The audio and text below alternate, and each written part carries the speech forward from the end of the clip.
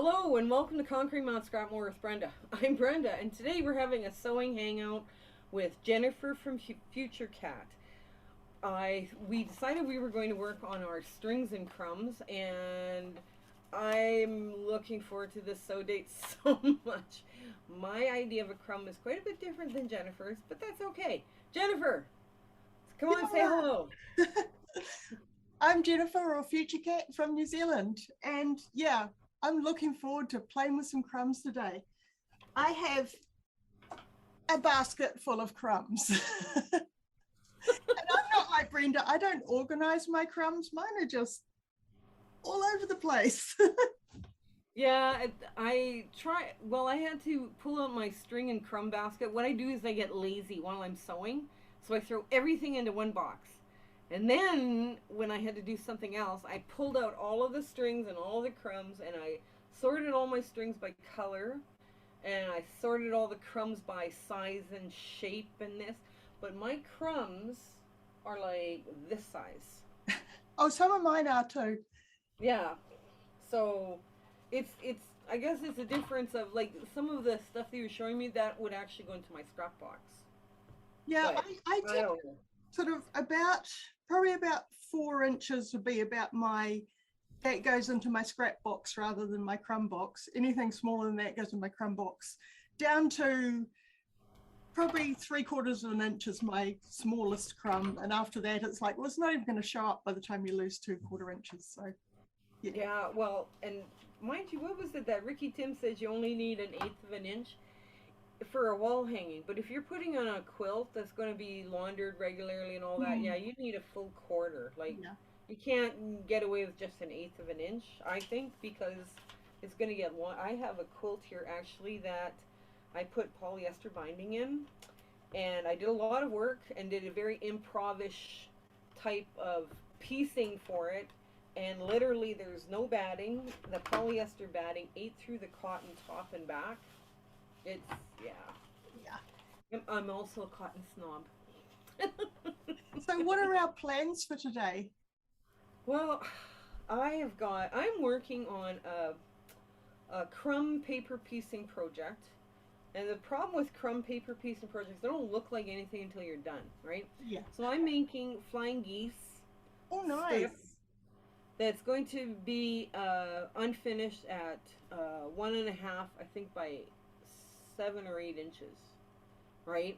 Which, I mean, when you're done, is like 7.5 by 1, right? So, which is like really tiny. Like, it's insane piece, but it works. It works out for me. And this is one of the free pounders I'm going to be offering on my YouTube channel. Sorry. But and showing people how to do this efficiently. But yeah. Anyways, we both should grab a drink here. Cheers, my dear.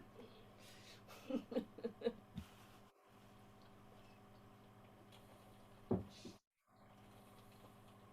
promise I don't have the dreaded COVID. It's just early in the morning here.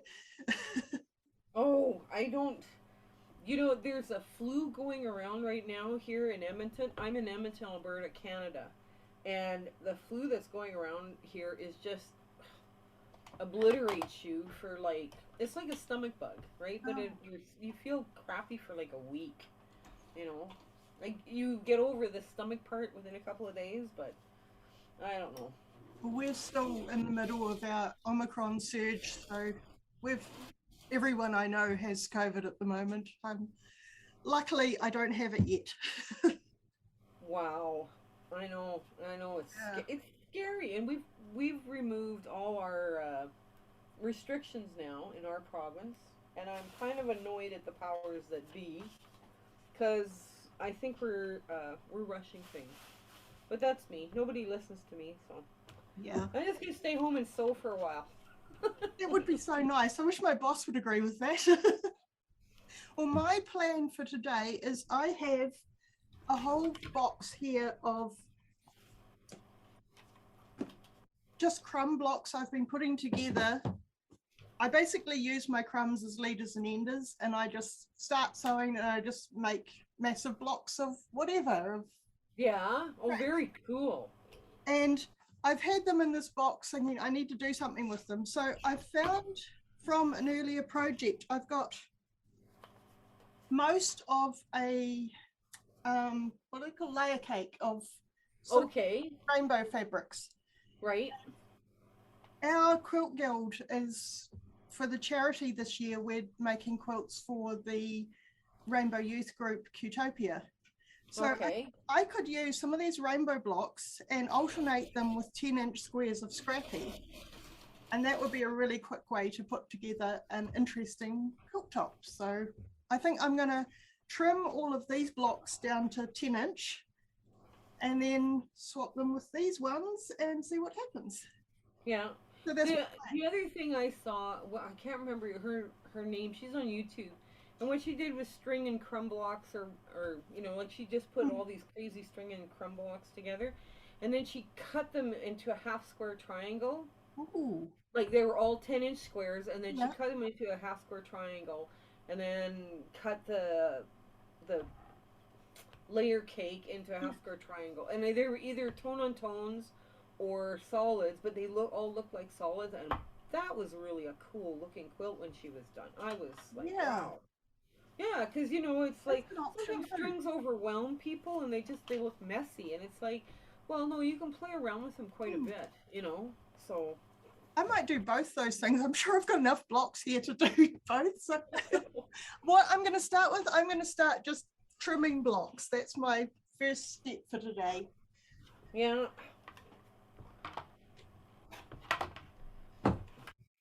So Brenda, tell me about the type of quilts that you like to make. Well, I'm a real scrappy quilter, right? I mean, I hit my or my scrap boxes first usually, unless I'm running out of a color. I prefer doing I'm now like the quilt here behind me is all the colors, and it's bright and happy and cheerful and all the rest of the stuff. But I'm finding that I'm more successful if I stick to a color palette that narrows the field, Yeah. right? So some of my best quilts, I believe, are the quilts that are, let's say they only have cool tones or only warm tones, or they're blue and brown, and blue, brown, and white, or something like that. It's a very limited, uh, limiting your palette, because a lot of people love the whole homey, scrappy look, but at the same time they prefer a smaller palette. But I like the other thing I do like doing is I like small piecing too, right? Which turns some people right off. Small They pieces can like, be I fun. hate small piecing.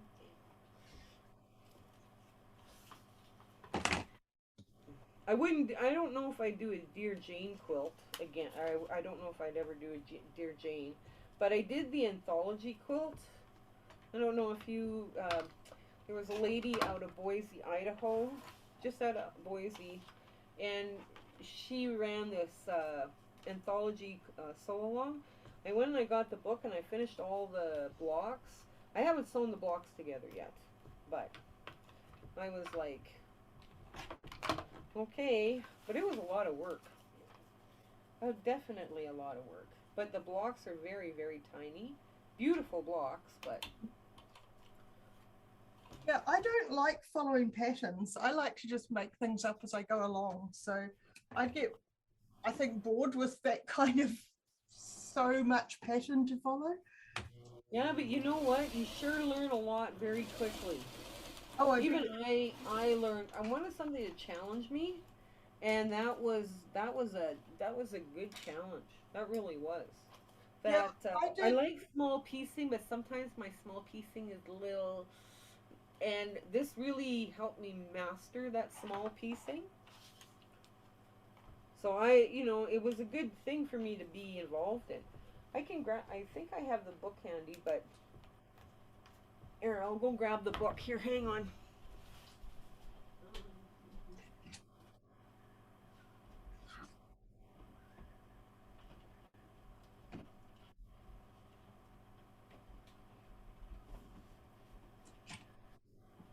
Okay. Jennifer, this is the book All right. that I was working out of. And Wow. there's 182 different blocks. And I decided, okay, I'm a better piecer, like to do them in bulk. Yeah. So I decided I was going to make 2 blocks of each block in here, just to go through all the Civil War fabric that some reason I had in my stash. Yep. Because I don't necessarily buy Civil War fabric, but it creeped in somehow. It does that, Probably, doesn't it? yeah, probably because I wore or I buy scrap bags, right? Right. But some of the blocks in here are just beautiful, beautiful blocks. But where's the one everybody cringed on when they got to it? Everybody kind of freaked out on. Where was it? Oh, let's find it. I know what the name of it was.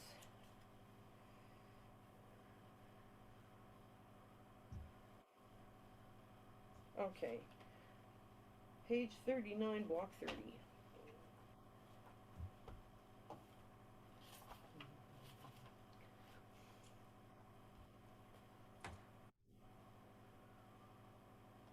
Okay, it's this one. Baby bows. Oh, wow. Yeah. There is 70 pieces of fabric, and that block, unfinished, is 4.5 by 5.5. That would be challenging. I was holding stuff with tweezers. I got it done. I was just like, I didn't believe how much little stuff I had to piece, but it was fun.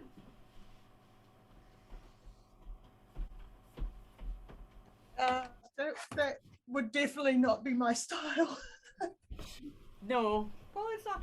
But it did. I was really surprised how much Civil War fabric I used up. I still had lots left, mind you, but it was like, okay, I made a dent.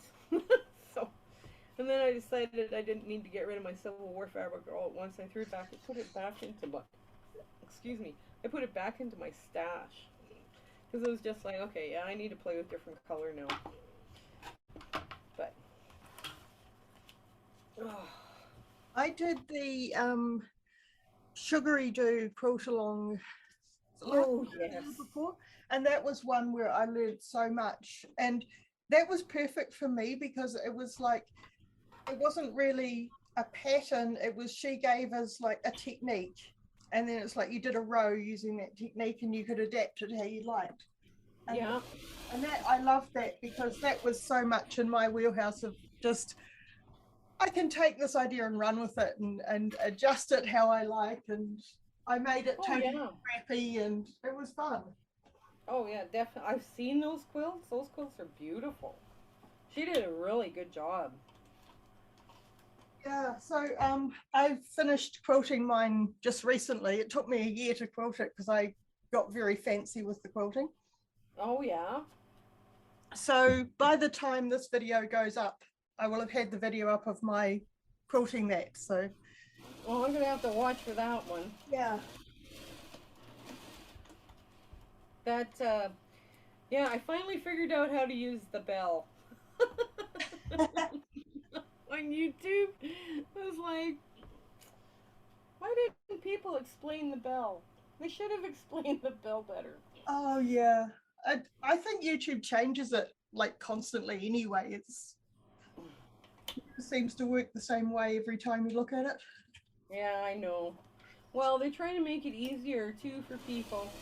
Like I say, the one day I had to just I was trying to load up 4 videos because we use the scheduling feature on YouTube videos. So I'm trying to load up 4 videos, and all of a sudden the internet connection bumped, and of course now we don't have an internet connection. Oh no! So that was not a lot of fun. So now I'm trying to continue downloading, and I'm like, oh man, what a mess! It took all day. It took all day. It'd been better if I just started over, but it wouldn't let me do that. That was not an option, which I was not impressed about, but anyways. Oh well. It got done. The job got done.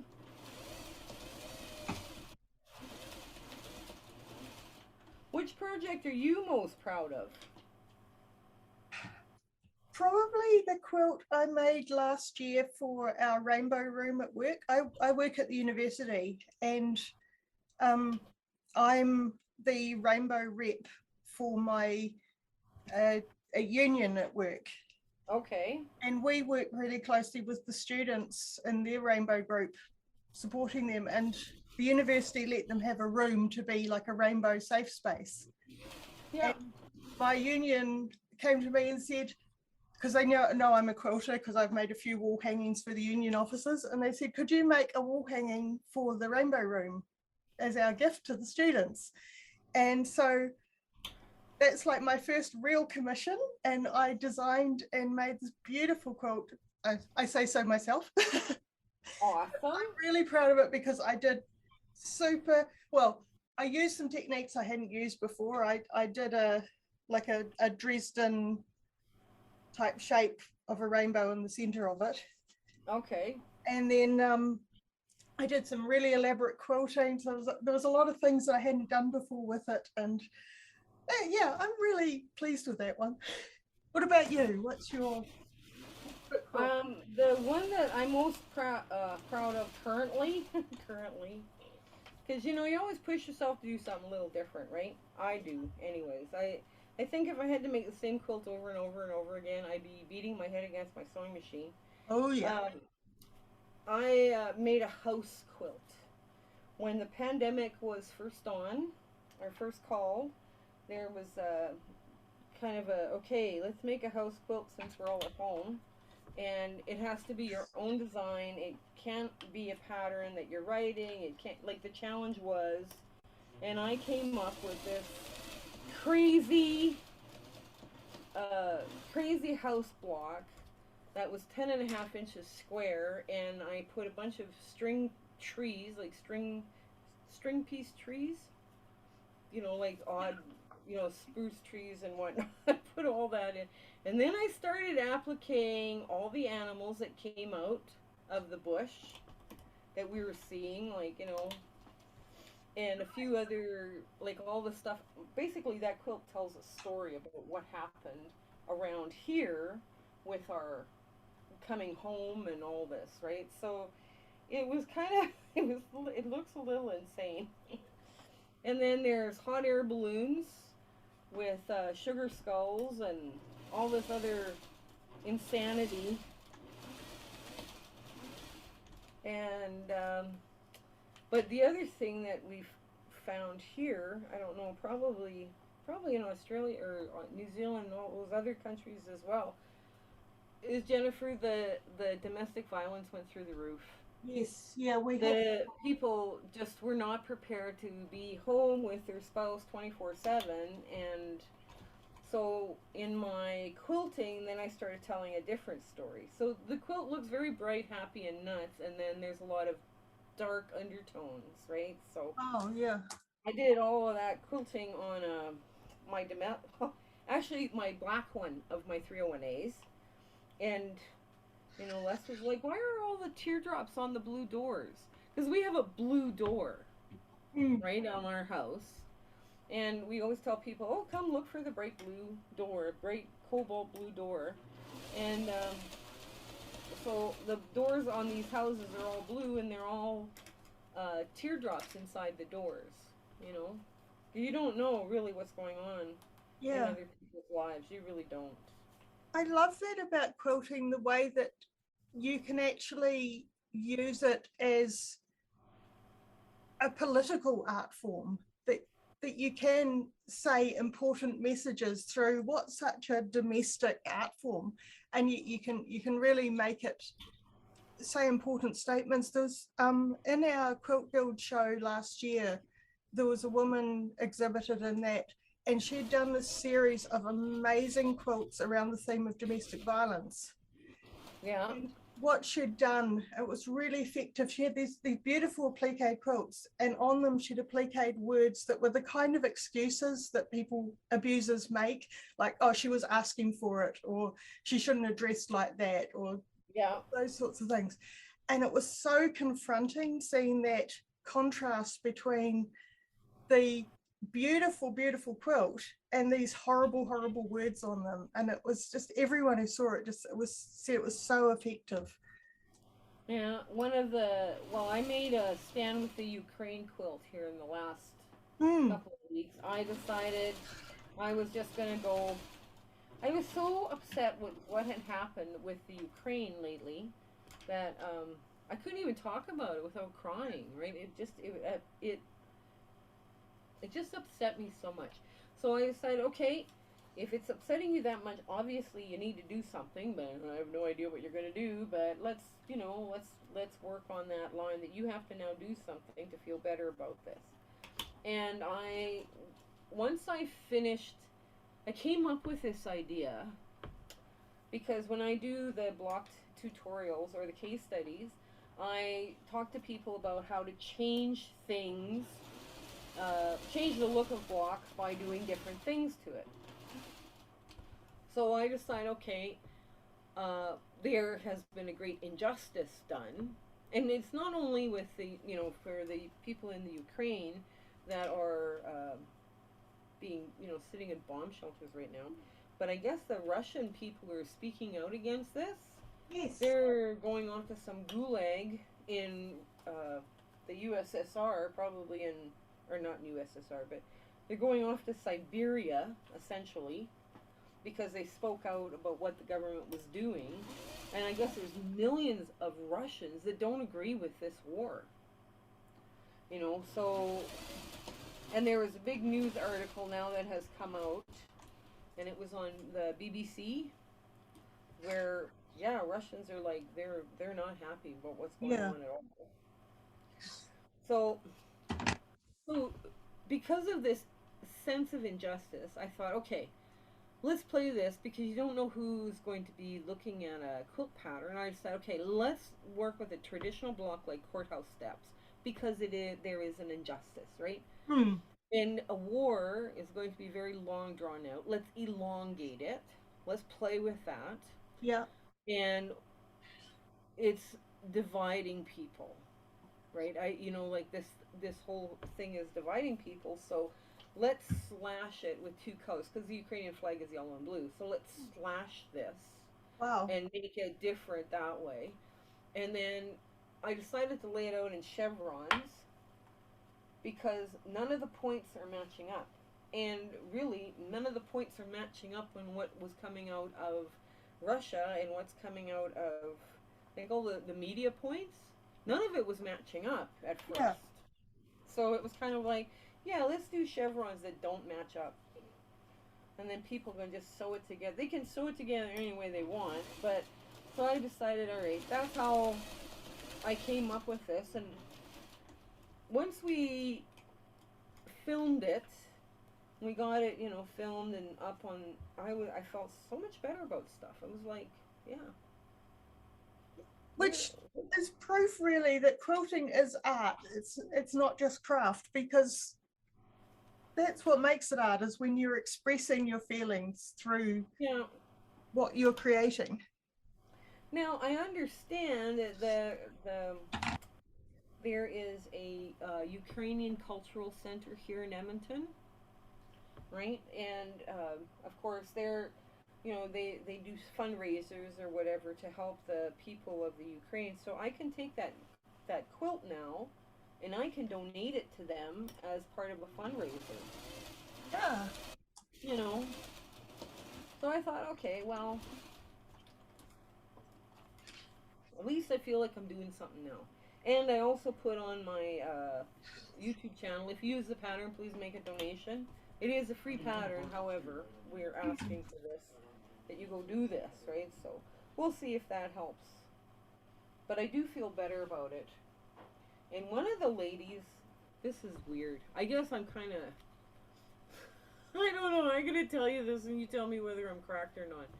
This lady I've been following for years, I don't understand a word she says. Like she comes on with her face and she was waving hello and and then you see her sewing and she's got all the stuff laid out and basically there's a little block or something.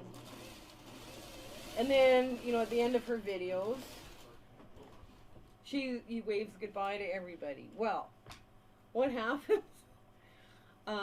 She posted her last video was from Subway in Kiev where they were all, and she pans her camera around the room, and you can tell from her body language that she's pleading for help. I went and looked at the about section, Jennifer. She is Ukrainian in Kiev. Wow. And going through this, I tracked her down on Instagram. Right? So I thought, well, at least, at least tell her I'm praying for her or something, because, like, wow, what a horrible, horrible situation to be in. Yeah. I mean, this is not, but anyways, so maybe she thinks I'm weird that I tracked her down, but anyways, I felt better about that too. So I thought, well, I'm going to try this. At least I'm doing something, right? Yeah. Every little bit helps. Yeah. It doesn't compare at all, but in Christchurch 10 years ago, we had massive, massive earthquakes. It just destroyed our whole city. And it was all the little things that people did that really, really helped so much, because I remember, like, I left the city and went to stay with my family down in Central Otago, and I saw someone had a flagpole and they had their flag at half-mast. Yeah. I burst into tears seeing that, because it was like someone knows what's happening and cares, and that's what's really important.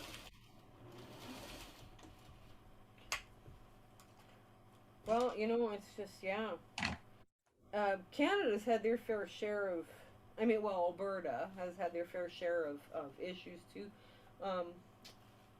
We've lost 2 towns to forest fires here in the last 10 years.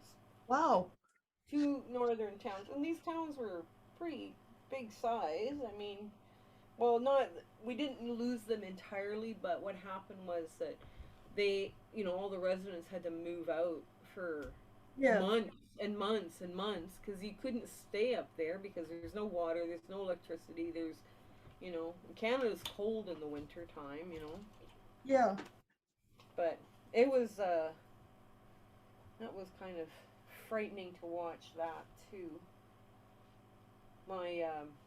Then my oldest daughter moves up to one of those communities, and I'm like, okay, all right, we gotta.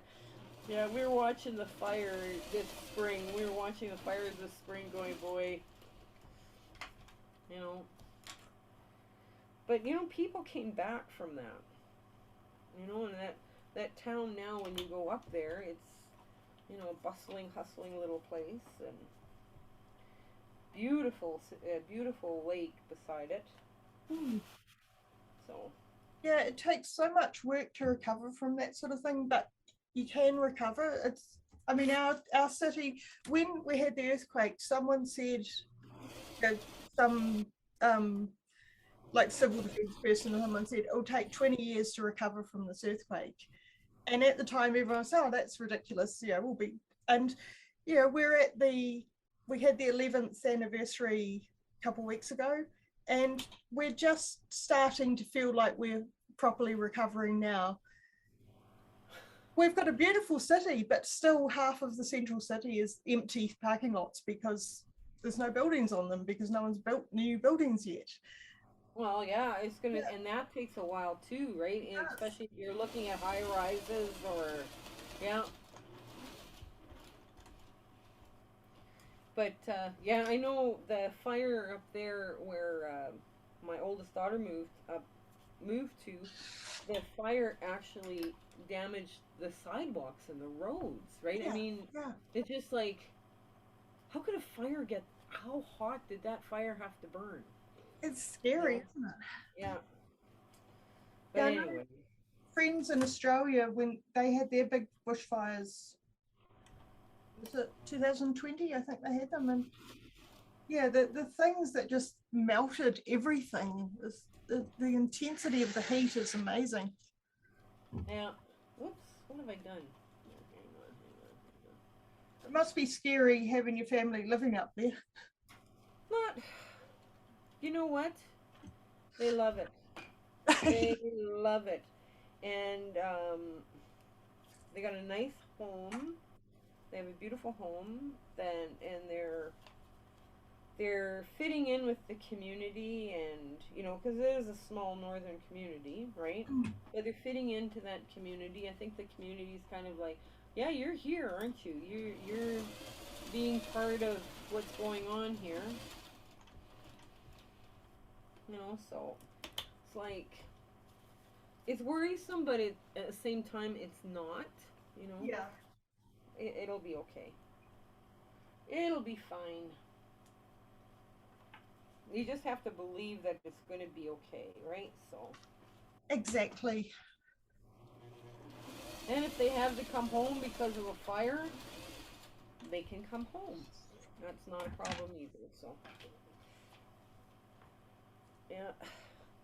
But there was no jobs here in Edmonton. Yeah. It was just like, yeah. And now with this pandemic, I'm kind of glad they're up there because the numbers are far less up there than they are here. Yeah. Yeah, so it was kind of they were, mind you, then you didn't want to go from a city to a town because the people that were in bigger or more heavily populated areas were having a harder time with the virus here. So yeah, it was probably better that they were up there safe.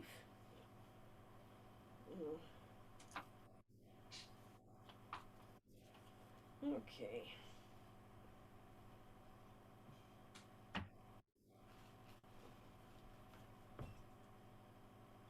I feel like I'm running a fool's errand on Sorry? this. I feel like I'm doing a fool's errand. I'm going to be doing this for days and days. I'm just getting distracted looking at these blocks as I'm pulling them out because it's like a history of my quilting. It's like, oh, I remember what quilt I was making when I made this block. And And your fabric bin is an archaeology dig of, yes. yeah. Isn't that cool? That's so much fun. No. Okay. Alright, let's get these out. Oh. Good grief. I might be running out. I might be running out a little bit, so I'll have to stop. Well, that'll be okay. Work on something bigger. Yeah. So, what plans are you looking at for your channel in the future there? Like, what are you planning on trying to do this year? Oh, if I can just keep making videos of it. I work full time on quite a busy job, and sometimes I struggle to get a video out. I last year was trying to do it every week, and I just wasn't keeping up, so I switched back to every 2 weeks, and even that is sometimes I get to the day the posting's due, and it's like I don't have a video. I have to like spend all night editing to get it up on time. Yeah. Yeah, my channel is very small. I'd like to keep it going, keep it just growing gradually. I'm not in it to make $1 million or anything, but I'm having a lot of fun with it. I enjoy the process, and I'm meeting some really interesting people by just people like you that, Yeah. yeah. Well, and that's part of it too. When we did that Stitch marathon, I thought that was amazing how many interesting, fun people we met that day. That was the best part of that Stitch marathon. It wasn't about, that wasn't about making money, or it was hanging out with people that you knew or your subscribers, or, like, it was just about having fun. Yeah, it was great. I really enjoyed that day. Yeah, I did too. It was just it was just the right thing for me to do. Yeah. it, I there was parts of the day where I actually gave up trying to say something because I couldn't get a word in. It was like it was very boisterous and happy and chirping, and it was good. It was a That's good great. day. Get a group of quilters in a room together and they won't shut up. Well, and it is what it is, kind of thing. So, but yeah, I did enjoy myself. It was a long day, so Oh it yeah. was a long day for me. You were there for the whole 12 hours, weren't you? 750 minutes. Wow. That was, yeah, the whole 12 hours plus a bit, you know, plus a bit, plus a bit of time, yeah. But it was good. I enjoyed it.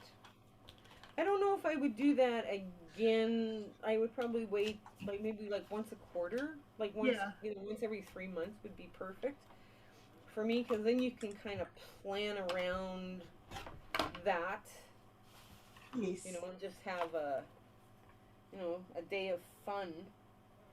But like I say, we'll see. Yeah, I think if it was happening more often than that, you wouldn't get as many people coming because for a long one like that, you do need to like plan to have your whole day sewing, and not Yeah, everyone can do that. no. Well, and not everybody. I mean, not everybody can do like the 12 hours too, Hmm. right?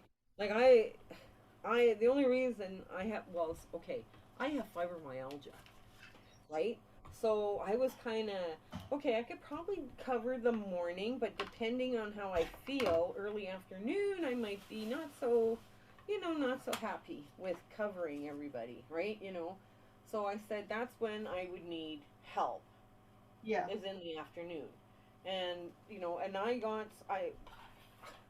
the, the ladies that were hosting, I couldn't believe how well we all got along. It was weird. It was so weird. We got along all so well. It was just, it was really nice. It was a really nice thing to meet these people online, and it was great.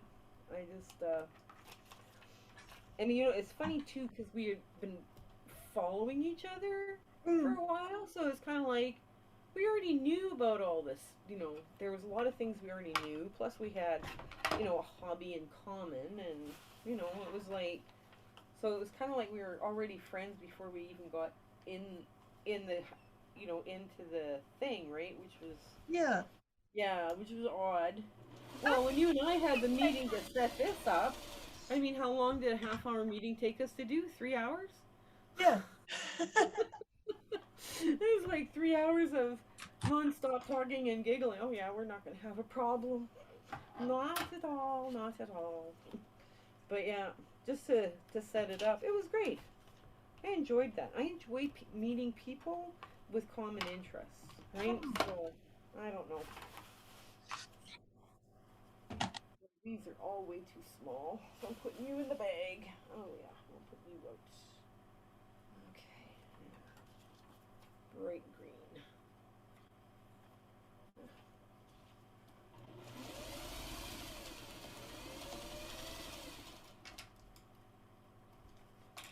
Yeah. So Jennifer, do you ever work on charity quilts? This is my first one. This is I'm quite a relatively new quilter, really. I've been quilting about 8 years, so I've still been going through the making them for all my friends and family and anyone who have a quilt. And now I'm getting to the point where everyone who wants a quilt has got a quilt, so branching out to the charities. Yeah. Yeah, I'm at the point where my daughters beg me, please mom, no more quilts. And my friends have gotten lots of quilts too, right? So it's like, yeah, I'm doing a lot of charity quilts now.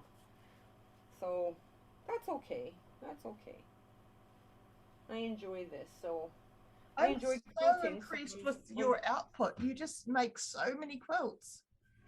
well, it's kind of maniacal quilting, I guess.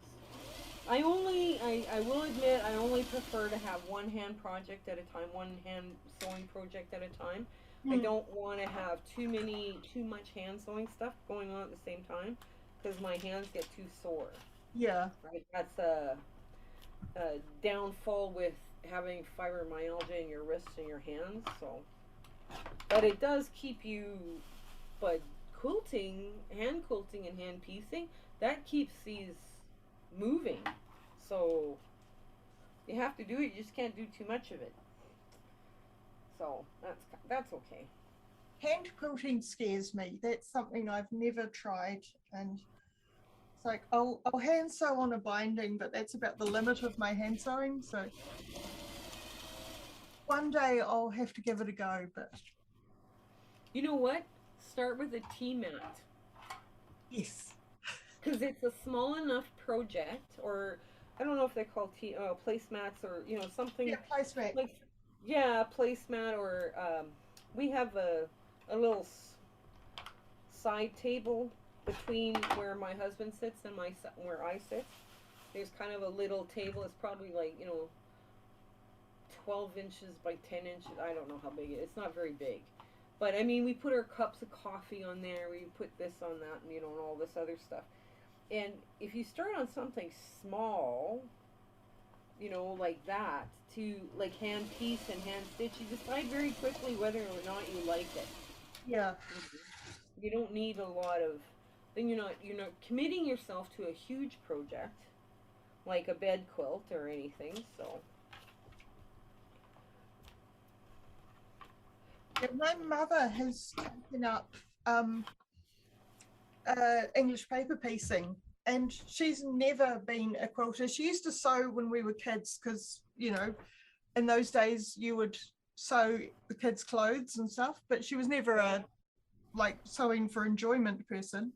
And she's been like looking at my quilts and thought she wanted to have a go, but she didn't want to do it on a sewing machine. So she's doing English paper piecing, and she's doing a lap quilt out of tiny, tiny hexies. And it is taking her forever, but she's really enjoying it. And it's like watching her process. I'm like, maybe I could try that. But then I realized how many other things I've got in progress, and I don't need another project. it's funny how I don't need another project. I don't need to be doing that. I know. Isn't it weird how we all sit there? Nope, nope, nope, nope, nope. I don't want to be doing that. That's too much. Yeah. I made a bunch of larger hexes, and I put them in kind of a. Oh, I think I can show it to you. Hang on here. Hang on. Let me see if I got it on my virtual background.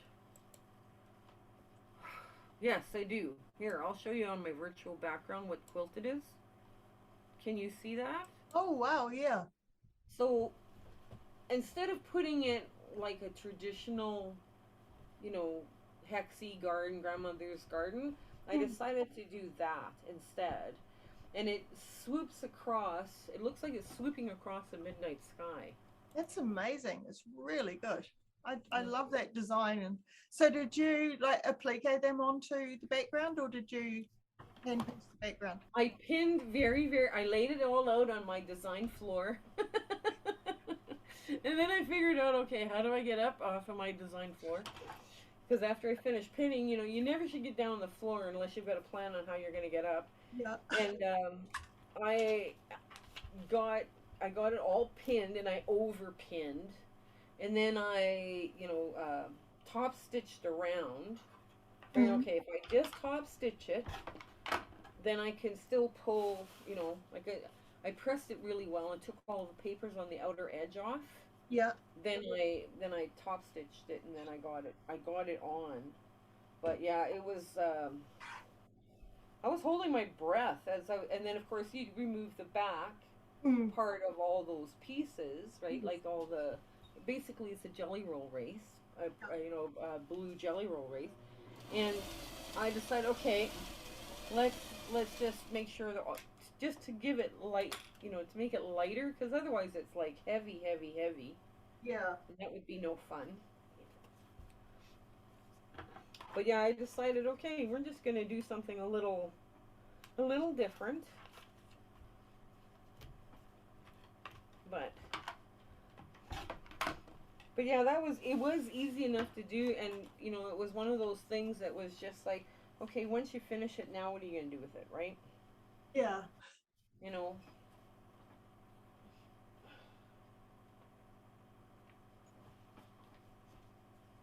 Yeah, my mother is threatening to send me her quilt when it's ready to be quilted, and I can do the quilting on it, which, like, that's fun, but it's really stressful to quilt someone else's quilt.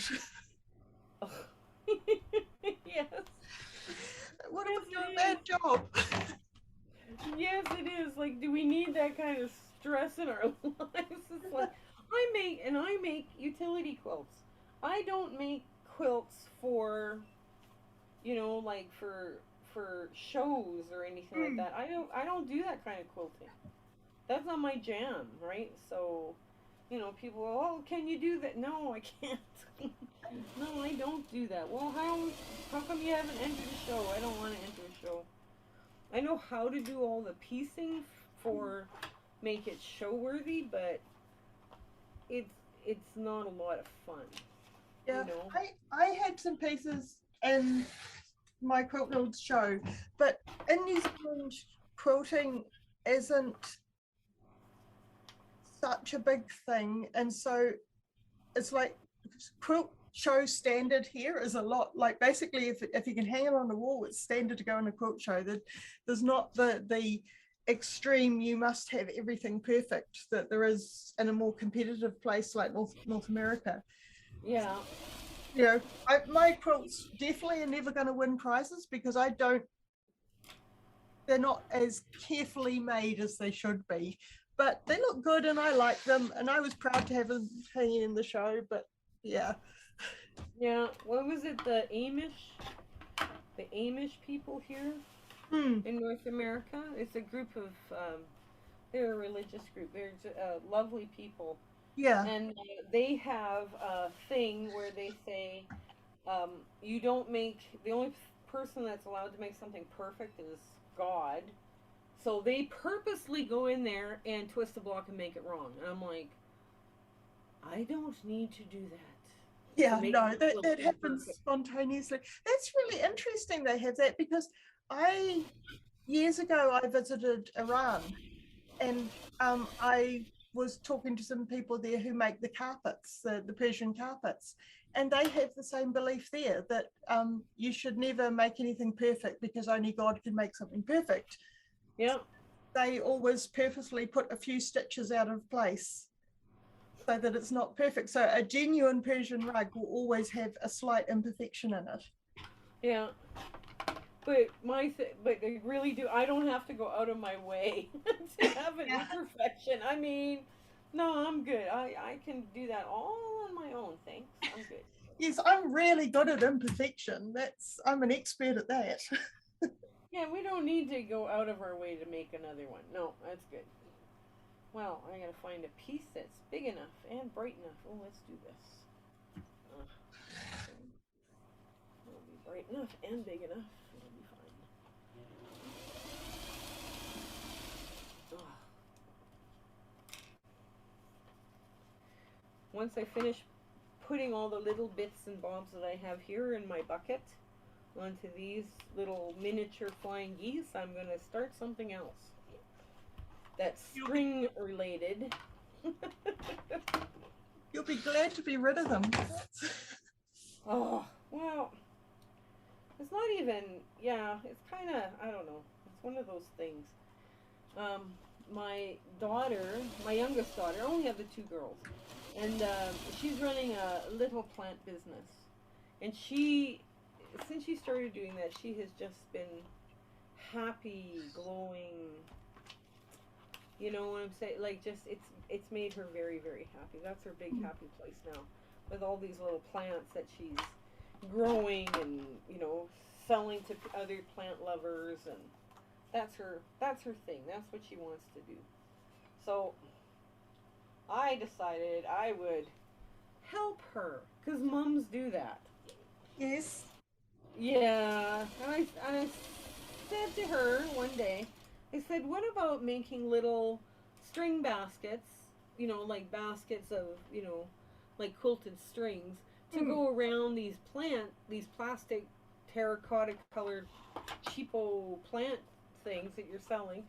And I said, you know, and that way and you put a little plastic bag in there to hold the water so you don't ruin your little scrap box. And she said, oh, let's try that. Yeah, let's try that. That would be cute. And I'm like, oh my God. Well, now I'm left making the little baskets, and I'm like, it's 3-dimensional. Quilts aren't 3-dimensional. Oh, I'm having such a hard time with it. I'm like, egad, what have I done? Uh, But I'll figure it out. I'll figure it out. But in the meantime, I'm like, oh, this was probably not a great idea. But that's but kind of what I she's love about quilting is I was always terrible at sewing clothing because too many dimensions. But quilts, they're flat. Everything's just really simple. Sew in a straight line. yeah. Although you're going to be doing a series on curved quilting, aren't you? Yes, that's part of what we're gonna do. We're gonna start a series on crumbs and strings, and we're gonna do one mini sew along, and that's the stand with the Ukraine things that are happening now in the world, and so I'm gonna do that.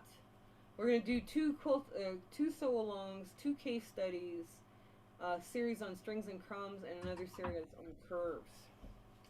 So it's just to get people a little, you know, get them, you know, thinking about their scraps and their, you know, because a lot of people don't sew curves, or they avoid curves Yeah. because they, you know, of whatever. I'm not sure why they avoid them, but I guess if you don't like if you've never sewn a curve, yeah, of course you're not gonna like it. So Yeah, it's something that I want to try some more. I did the Sugary Do quilt had a few curves in it, and it was like I was a bit worried coming into it, thinking, "Oh, that's going to be a really hard thing," but it wasn't as bad as I thought. And it's like, yeah, I think I'd like to try some more of that. yeah. Well, and most people too, when they're doing curves, they'll start with a small drunkard's path, figuring that that's actually not a bad start. Yeah. And I'm like, small blocks with curves are really hard to sew, Mm. right? Because that curve is very Yes. curvy. Like, but if you do a larger curve, it's very gentle and it's easier to learn how to sew a curve, right? Yeah. There was, I think, man sewing. Have you watched some of his stuff? He Yes, I watch him. What's his Rob Appel? Yes. Yeah, he had some really interesting, like just freehand curve stuff that he was doing, and Yeah. um, I'd quite like to try that out. That's on my list of things to try out one day. I've got a quilt in mind that just a little wall hanging I'd like to do that I think that would work really well for. So that's a maybe one day I'll start on that. Yeah. Oh, hey, I was gonna ask you Jennifer, when you did um your wall hanging for the rainbow room, what kind of binding what kind of binding did you use? A regular binding, or did you do an art binding? Just a regular binding. I've never tried art binding. Yeah. I quite like the look of a regular binding, even for a wall hanging, because it puts a nice frame on the quilt. Yeah. But that those well, I guess it's called facing, or you Yes, know, yeah. yeah, those art bindings where they just do it like you know, pencil sharp, you Mm, know, that razor edge sharp. I yeah. mean, those are beautiful when they're done. Mm, You know, it really does look like it, it doesn't look like cloth anymore. It looks like, because of the way it is, it doesn't look like a quilt anymore. yeah, which is nice in its way, but it's like I I want my quilts to look like quilts. So Oh, well, yeah. I suppose it depends what your aim is. It's like I like that contrast between this is a homely thing that the quilt as such a traditional, when people think of quilt, they think it's what your grandma makes. Yeah. And then to mix up, it's going back to that political thing. You mix that up then with a political message, and it's got that much more power to it. So, yeah, whereas I suppose if you were making something just as decorative art, then that's different again. Then you might want have something more of an artistic binding. Well, I think they're good ones to master. It's a good one to master. Let's put it that way. Especially, I don't make wall hangings though. I can't. There's there's not a wall space in our house for us to make, for me to make wall hangings. I mean, it's just between pictures of kids and artwork that we already have, and and then there's my husband does masks. He does those masks things. Yeah, so it's like between all of that, it's like there's no wall space. Yeah. Wall space here is at a premium. Yeah, I don't actually have any of my quilts hanging on my walls. I love making like mini quilts and making them as wall hangings, but other than like having a few up on my notice board in the background there, I don't actually have them hanging on my walls at home because I've got artwork on my walls from other people. I don't want my own artworks on there. Do you remember that Lady Kim from the International Stitch Marathon? Yes. She had the Sistine Chapel for yes. All of her quilts were up on the ceiling. What an amazing, cool idea. I just thought, oh, that rocks. That one rocks. I just thought, that would be something, and she's a very talented quilter, that one too. Yeah, but I when I first saw that, I was just like, oh my, that is so cool. It's a brilliant idea. Yeah. Well, I've started hanging some of mine actually on my door at work because my office is in a very long, narrow corridor.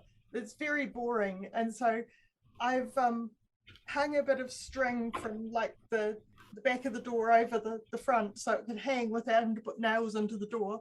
And I just swap out the quilt that's hanging on my door every so often. And everyone on my corridor loves it. It's like coming to see what quilt I've got up today. Well, and that's perfect too, because I mean it brightens up their lives too, Exactly. It's not just your life you're changing their life too by adding just a splash of color. My mom, when she was alive, she lived in a seniors condo, like a 55 plus condo. I don't know if you have that kind of thing in New Zealand, but we do. She had neighbors that would change out they would have a little decor thing, like a floral wreath or a little hanging thing. It was cool just to walk down the corridor. You'd have a whole bunch of, it was like a little art gallery, with all these people with their stuff hanging. It was neat. It's nice to have that touch of personality, especially in shared spaces.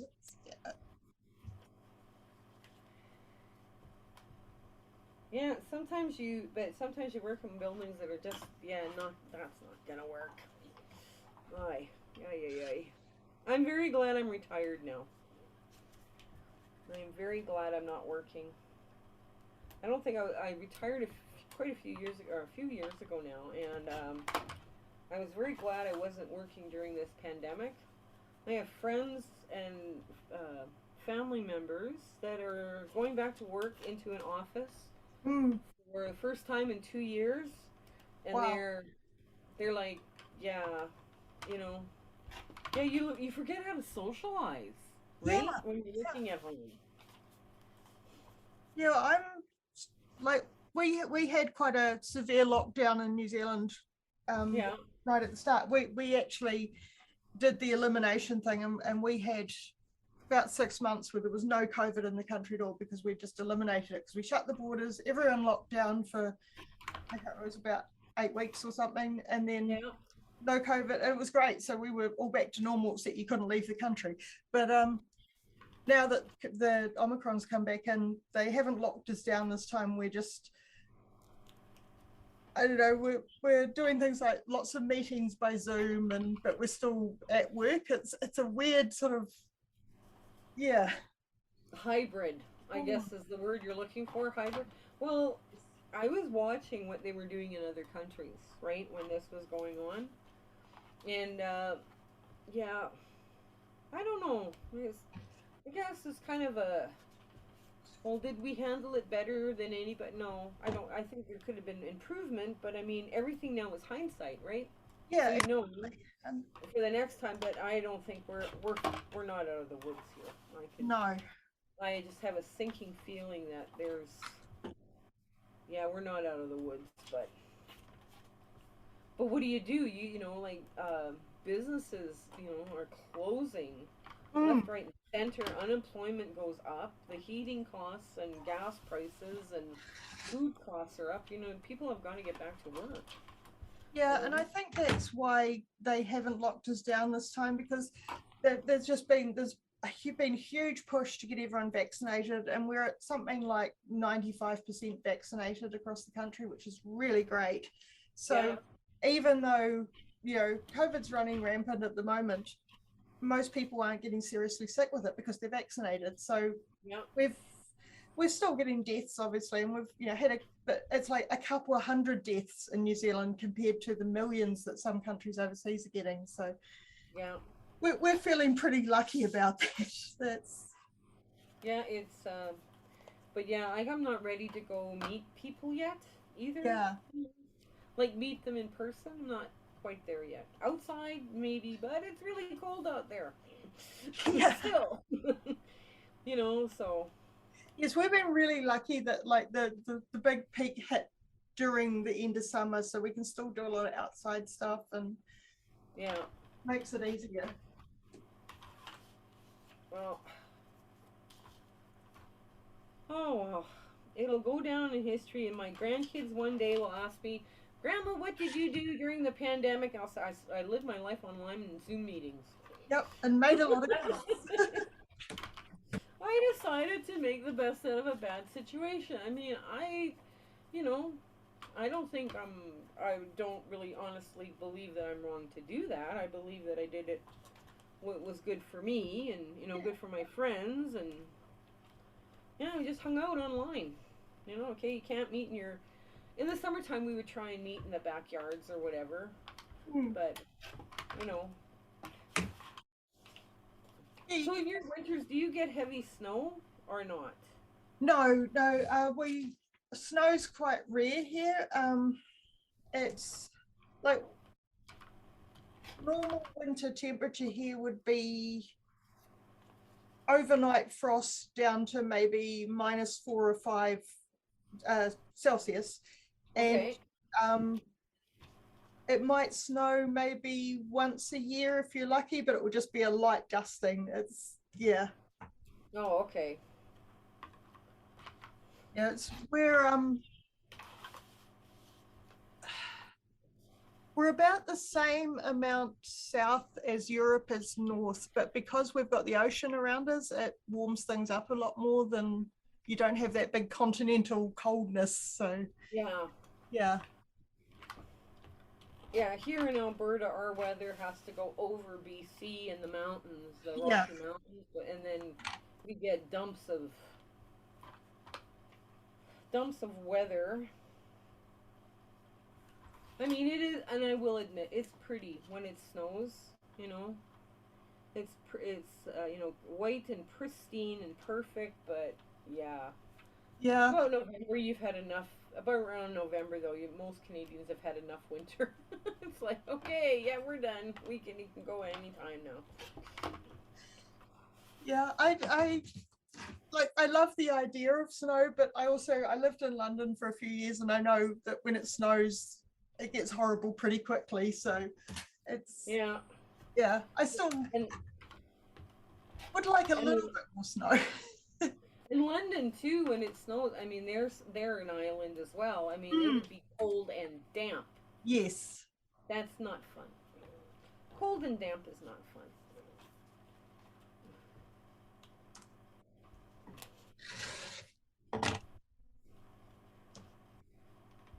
Yeah, the How thing are you? I found difficult living in London was just how dark it gets in the winter, and I I wasn't used to that idea that you'd go to work in the dark and you'd come home in the dark and you'd never see daylight. Welcome to the Northern Hemisphere. You know. I was up in the Northwest Territories Mm, one time, and it was the middle of summer. And we watched the sun go down and go down really slow. It was like 4 o'clock in the morning or 3 o'clock in the morning, something yeah. stupid. Touch the horizon and then start rising again. And it was like, Oh, it never set, right? So it's, like June yeah. 21st or June 20th, it does that. And it was just like, I will never sleep again because by that time, your body is so out of whack Yeah, it would be. for, because of the, all the, 24 hours of daylight. It's like, but I guess on the other side of that, they also get like the 24 hours of darkness where, Mm, basically you start to see a sunrise. No sun, but you see the sun kind of rise and then sink again. It's like, oh, okay. That that would would drive me be crazy. so hard. Yeah. So is it, do they have the same problem as, like, I've heard in some of the Scandinavian countries that they have quite a high suicide rate in the winters because of that, just never seeing the sun and getting so depressed. Oh, Do you you're talking about, oh, what's that? The sunlight deprivation. Yes, yeah. Yes. Uh, Seasonal effect. I I don't know. I would imagine so. I mean, there's I would imagine there's people that are suffering from that daylight deprivation. Yes. I know I feel better if it's bright and sunny out because it's just bright and sunny out. It's all happy but whether or not I suffer from that sunlight deprivation, I don't think so. But Yeah, but I yeah, think everyone to some extent feels worse in the winter, but yeah, some people definitely get it much, much worse. sad seasonal Seasonal seasonal. affective disorder, yeah. Yeah, deficit disorder or something. Yeah, sad or whatever. Yeah, yeah, yeah. That's the word we're thinking of. Right, I have lots of 10-inch squares now. I need to decide what to do with them. Okay, so that's 4x6. The 4x6 that you've got there. Yeah, so, and I'm going to use the rainbow ones with it, so I will effectively double that. So what's a good size for a quilt? This is where I work in the metric system for everything except quilting, and so I it's like know. I can do inches at the scale of cutting things and stuff, but I always struggle to think, like, when I'm thinking of a whole quilt size, what does, like, 40 inches look like? so for I'm doing this as probably a lap quilt type or a cuddle quilt rather than a whole bed quilt. So what number of Can I blocks would I make want? a just one little suggestion? Yeah. Choose odd numbers.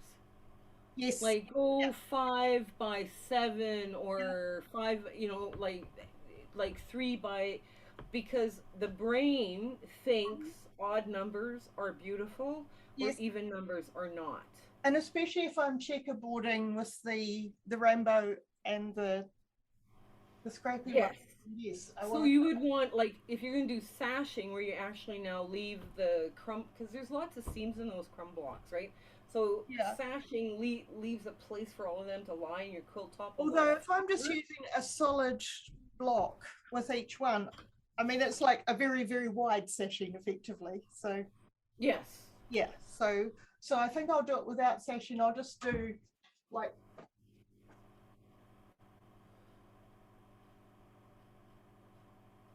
kind of thing. Okay, so you're gonna checkerboard them. Yeah, okay. So then, but then you're still gonna have what? Like, how does that now? How do the numbers work out? Do you get you don't get an odd number, right? Well, if Or do you? I don't need to use all of them because I might still use some of them for something else. So, Yeah. so if I did it 5 by 7, that would work out as that's odd numbers, and then, Yeah. and so and I could put the rainbow on the outside, so it would be like, yeah, 4 rainbow across and 3 scrappy blocks in between them. Yeah, because you could like you're almost getting twin size quilt now size, right? Yeah, if so, I don't want to do that many. So 5 by 7, if they're 10.5 inch squares, that's 9.5. So they're 10-inch squares, that's 9.5 effectively. So it's 9.5 by 7 is what, about 60? Something like that. Hang on, let me check the calculator. Hang on. Okay, 9.5 times what? 7 7. is 66.5. Okay, so that's a good size, isn't it? Yeah, that's actually a good size. Yeah, right. You know, especially if somebody is taller. Like, I don't know, for myself, my husband and I are tall people. We're big people. We're not little tiny people, you know? Like, I'm 5'8", so I want something that's going to cover me from, about here and wrap around under my feet. But Yeah, I'm also chunky, so I want it to be wide too, right? So I make my quilts bigger than normal because I'm a big person. I want it to fit me. So yeah. yeah, Well, I mean, it's a youth group, so I'm assuming most of the kids will be teenagers that they'll be going to. So I think, I mean, some teenagers get very, very tall. But I think that'll work. Right, 5 by 7. Right, I'm going to do some layout and play with that. yeah, because that looks really cool, Yeah. like on the wall now. But yeah, Right, let's see how this goes. I don't know why. I don't know why our brain thinks beautiful, odd stuff is beautiful, but Yeah, it's one of those things. it makes sense with quilting because if you're going to have alternating things, then you end up with it being more symmetrical if it's. Yeah. Okay, there we go. How many more of these do I got to do? Oh, only 3. I'm gonna change something else. I'm going to do something else after I finish trimming all these because it's just long doing all of these. I feel like I've been doing this forever. When I'm running out of bits and bobs, I'll have to go digging again. Oh. So were you laying out your 10-inch squares in a rainbow color too, or no? Yeah, I think I will. I was just looking at it. I'm not sure how it will work out with the numbers, but we'll just see what happens. Yeah, because that would be cool too.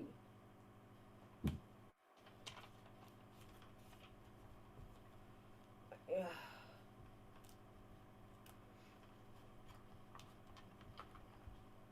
Ah.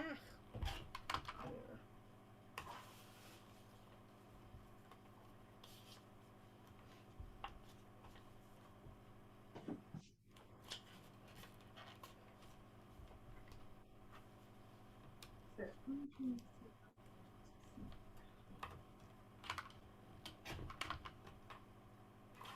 Okay.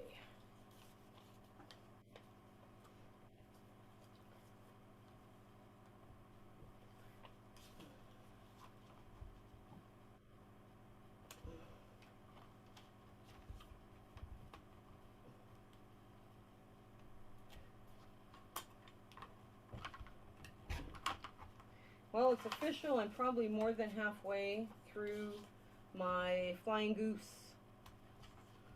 Yay. I'm going to switch on to something else because I'm running out of little pieces to put. Like I have enough to do another row or two, but I'm kind of like 1, 2, 3, 4, 5, 6, 7, 8. Okay. Oh, I'm more than halfway.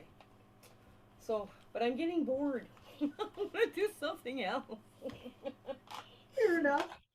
That's fair. That's fair. I'm doing. I've been working here all day, all morning here. So, on this, and I haven't made. It doesn't seem like you make a lot of headway, but I'm really going through a lot of little bits. So that's kind of cool. Let me grab my next little project that I'm going to work on. Oh.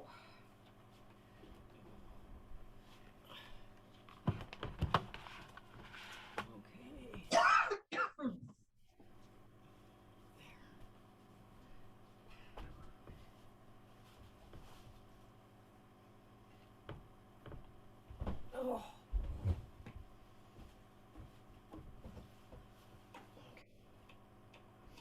Yeah, I'm gonna make some baskets now. So my daughter, when she comes over on Saturday, she can take a bunch more of them. The dreaded baskets. Why not? Let's do the dreaded baskets. Yep. It's 3-dimensional. But she asked for things like earth tones, like browns and stuff like this. So this is how one of my friends explained this, how to do this. When I'm ever piecing like this, I have to have something behind it, like paper or something has to be behind it. So I was told, put it directly on batting scraps. Yeah. And then you have a liner to do these baskets. And I thought, now what she was talking about is her crumb blocks, right? When she was putting her crumb blocks together, to say they were doing a improv log cabin, where they work all the way out. Yeah. And I was just like, how do you do this? So, anyways, we'll see how this goes. I'm gonna lay them all out first so I don't mess up. But I've got some fun fabrics here for this. Okay. Oops, that goes like that. And this one goes there. Okay.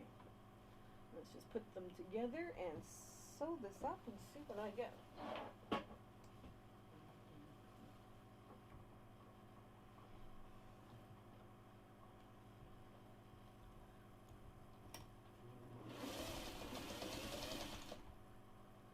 So, do you, in your quilt shops there in New Zealand, do you see a lot of the Australian prints? We get a few, but most of the stuff we get is from North America. Because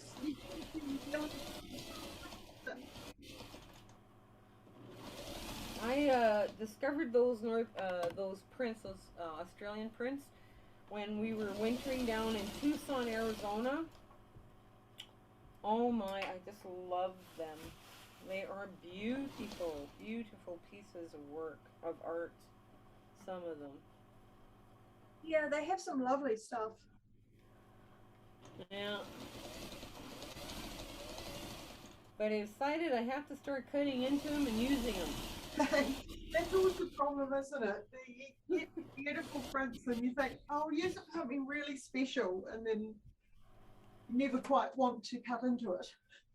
Yeah, well, and that's the problem, right? So it's got to come. We've got to actually get in here and start using it, because after a while your stash starts looking old. Yeah. Right? Because you haven't been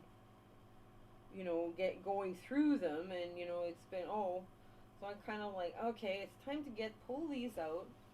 And I've tried to, when I go through and look at projects, if all I need is let's say a blue, I pick my oldest blue fat quarter. If it'll do, like if there's a new blue fabric and an old blue fabric that will work in the quilt, I'll pick the oldest one first just to move it out. Yeah. Which is weird.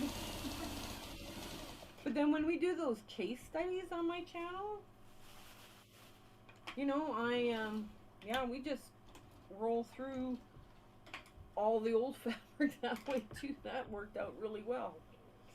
Actually, doing some of that. Okay, that's gonna go like this. No, that's gonna go like this. There we go. Yep. Nope, wrong. Okay. Going to go like this.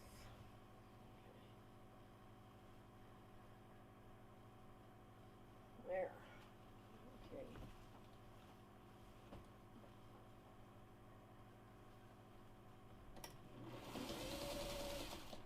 There we go. Oops, I forgot to press them open.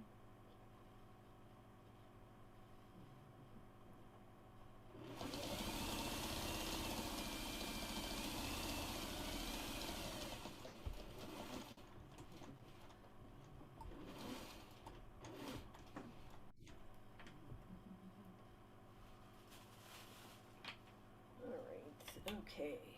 Now, get this shuffled around. Oh, okay.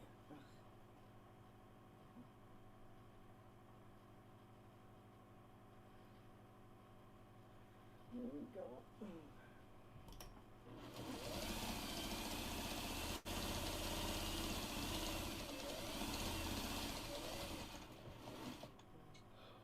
I was trying to be clever and do some sort of sequence here, but I don't think I've got it quite right. It doesn't look good. Alright, well. And also using way too much of the yellow. I want to have some yellow left over for my next one. I've only got 3 squares of yellow. You've only got, okay. So then put yellow, like in that first row. Yeah. That for, like where you got the red up on the upper left-hand side. Why don't you put the yellow one there?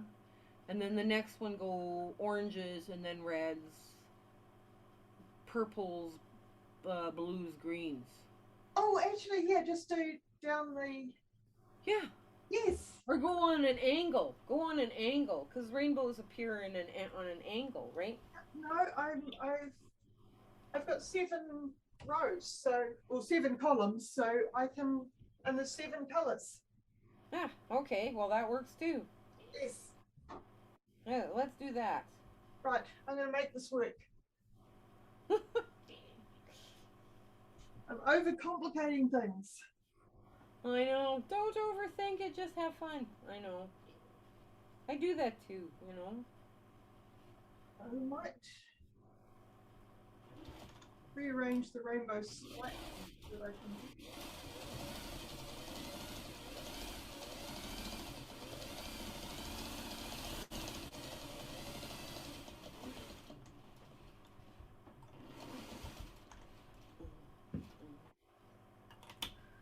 Okay.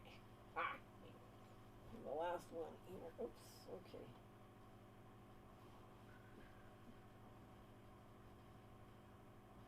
Huh. Come on, come on, come on, come on. Okay.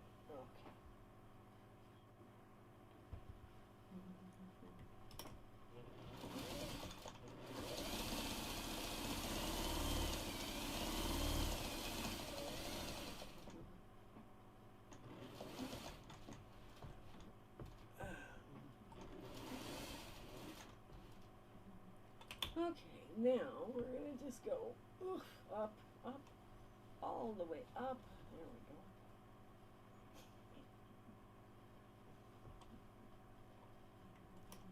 go. I have 3 yellows. I've lost one of my yellows. Oh no, did it fall behind your ironing? Oh, yes, it has. Oh. Oh no, okay.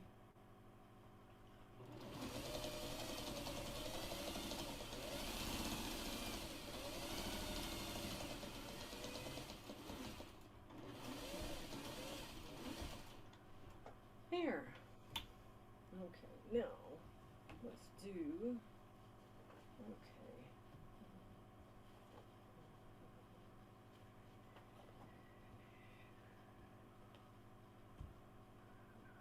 Alrighty.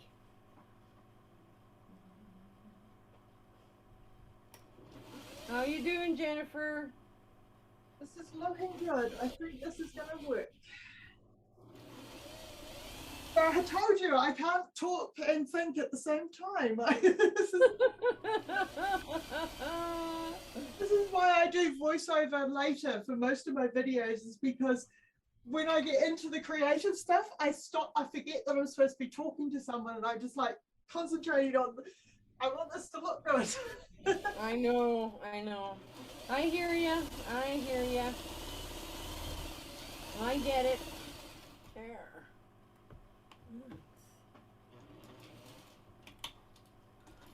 Oh.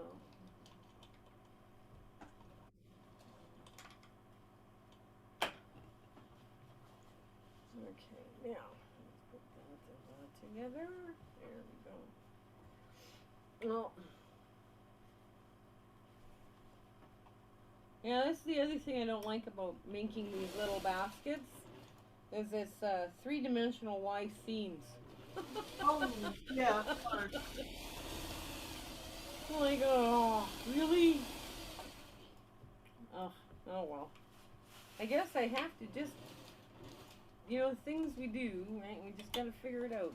Get it done, stop whining about it, and move on. Yeah, right? no, I'd be trying to redesign the whole thing to find a way to not have three-dimensional seams. That Yeah. Or Y seams, yeah. Well, Y seams, once you get the knack of them, they're easy enough to do. They don't, they don't take up too much brain power, I guess is the word I'm looking for. I like the technique that you showed recently on one of your videos. I thought that was really good, because like I've done Y seams before and did them the traditional way, and they're really hard. There's a lot of backwards and forwards, and that way you just sort of went up to the corner and swiveled. That was good. Well, I mean, that's what I use. That's how I was taught to do Y seams, right? So I haven't, and all these people struggle and they curse. They curse at the idea of doing a Y seam. It's like, no, it's not that hard. But when you're hand sewing, when you're hand piecing, Y seams are nothing. It's like, yeah, so I don't understand what the problem is, right? So that's the other thing why Y seams are. You think about Y seams differently when you're hand piecing. Yeah. So, because I don't know, that sunflower sew along there that I was doing, that was all, a lot of that, there was a lot of Y seams in there. But it was a hand piecing, once you learn how to do a basic Y seam, that is, in hand piecing, it's like, well, yeah, it's still a beginner quilt because it's a basic Y seam. Right. A lot of people are, I love that. Yeah. That's beautiful, actually. That's really gorgeous. Yeah, I think that's going to work really well. And now you have an uneven number. That's beautiful. Yes. Yeah. Right, I'm going to start sewing that together. Yeah, and that's a beautiful purple. It's in there. Yeah, I love I like that. I like that a lot, actually. These were some of the fabrics that I used in my quilt for the rainbow room. These were like the leftovers. Oh, yeah. One of the things about being in New Zealand is like yardage is quite easy to buy, but you don't get the same selection of like jelly rolls and layer cakes and things like that. And I wanted to buy 3 different jelly rolls from slightly different lines that I thought would go together well, so I'd get a really, really scrappy look on the rainbow part. And this line, I couldn't get it in a jelly roll in New Zealand. I could only get it in a layer cake. So I ended up having to buy a layer cake just to get one little strip off a few of them. Oh. Ay. Yeah, that's ridiculous. And cotton is expensive. It is. The price of even the friends I know that are in the U.S. right now, they're complaining about the price of cotton, and I'm like, wow. Yeah. Like cotton thread, everything. It's just like. Yeah, well, here we're paying those prices plus shipping on top of that, because obviously the retailers here, they're importing it, so they haven't to add the shipping on. And a jelly roll here, $100 is like a good price for a jelly roll. $100? Yeah. Okay, how much is a New Zealand dollar compared to a Canadian dollar? I don't know. I'd have to look that up. We usually sit somewhere around I think it's 1.5 New Zealand dollars to a US dollar, but let me look up currency converter.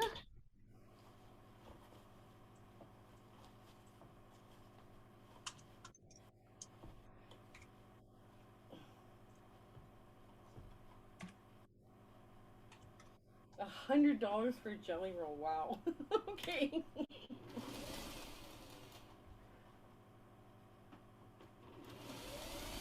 Yeah, a New Zealand dollar is 87 Canadian cents. So yeah, it'd be about $87 for and Canadian money for a jelly roll. Oh my God. Half of that is shipping. It's just because fabric is heavy, and when you want to ship it to the other side of the world, it costs a lot of money. Yes, I guess. Yeah. I know what was it? Missouri Star Quilt Company was shipping to Canada. It didn't matter what you bought; it was $20. If you spend $20, it was $20 shipping. If you spend $200, it was $20 shipping. If you spent 2,000, it was $20 shipping. I was like, yeah. Yeah. So I sometimes make orders from them, but because we're so far away, they have to charge us the full amount of shipping, and it's usually, I'd say, about a third of the cost is in the shipping. That's like I'll buy $100 worth of stuff from them, and it will cost me $50 of shipping. So, yeah. Wow. Yeah.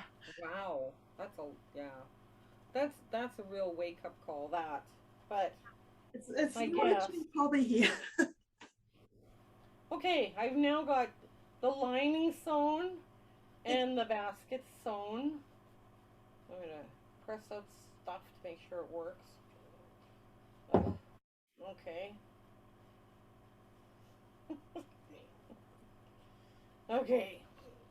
So now I stuff this in here and oops. Okay, let me get some pins. This is where I have to pin, right? I don't know any other time. This is probably why I don't like sewing three-dimensional objects, Jennifer. It's because I have to pin everything now. It's like, yeah, pinning is like, why would you pin anything? I know. Well, you gotta line stuff up here when you're doing these things, because otherwise, then they don't sit right, you know. So it's kind of, I don't know. We'll get there, I guess. Eventually, ouch, ouch. Of course, then I stab myself and bleed everywhere for the next half hour. But okay. Well, I'm just doing the overthinking now of like looking at the scrappy blocks and not wanting to get the ones that have the same fabrics into them and next to each other. And You know what? Do you have a cell phone? Pull out your cell phone and take a black and white picture of it. yes. Because that will save you all the trading and all that insanity of trying to figure out, okay, which looks, how dark is stuff getting, how light is stuff getting, you know. Yeah, if you do that, it saves you all the switch and trades. Yeah, I quite often just do the squint your eyes, and if you Yeah, that works too. But when you take a picture of it and you like it, then that's the one you save, and yes. that's the one you sew from. That's a trick. That was a trick that I can't even remember who told me that trick.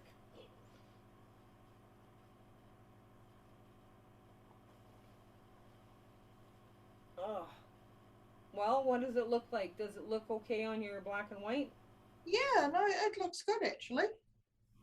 Yeah, it looks good the way it is. Yeah. Yep, no, I think I'm just gonna leave it as it is. I'm not gonna fuss with it anymore. You know what? People overthink all the time. They overthink stuff too many times, and it's just Yes. it steals your joy when you're overthinking. Right, I'm going to start sewing and then I can't think anymore. Yeah, start sewing and then it's too late. You can't fix anything. Yeah, I know. Okay. We might actually get a basket made today. Okay. Okay.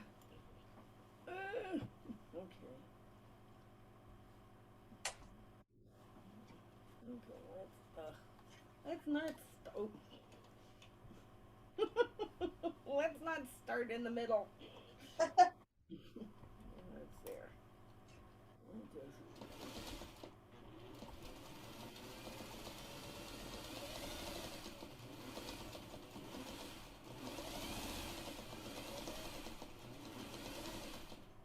Okay. Okay, get that snipped. Put it in my bag.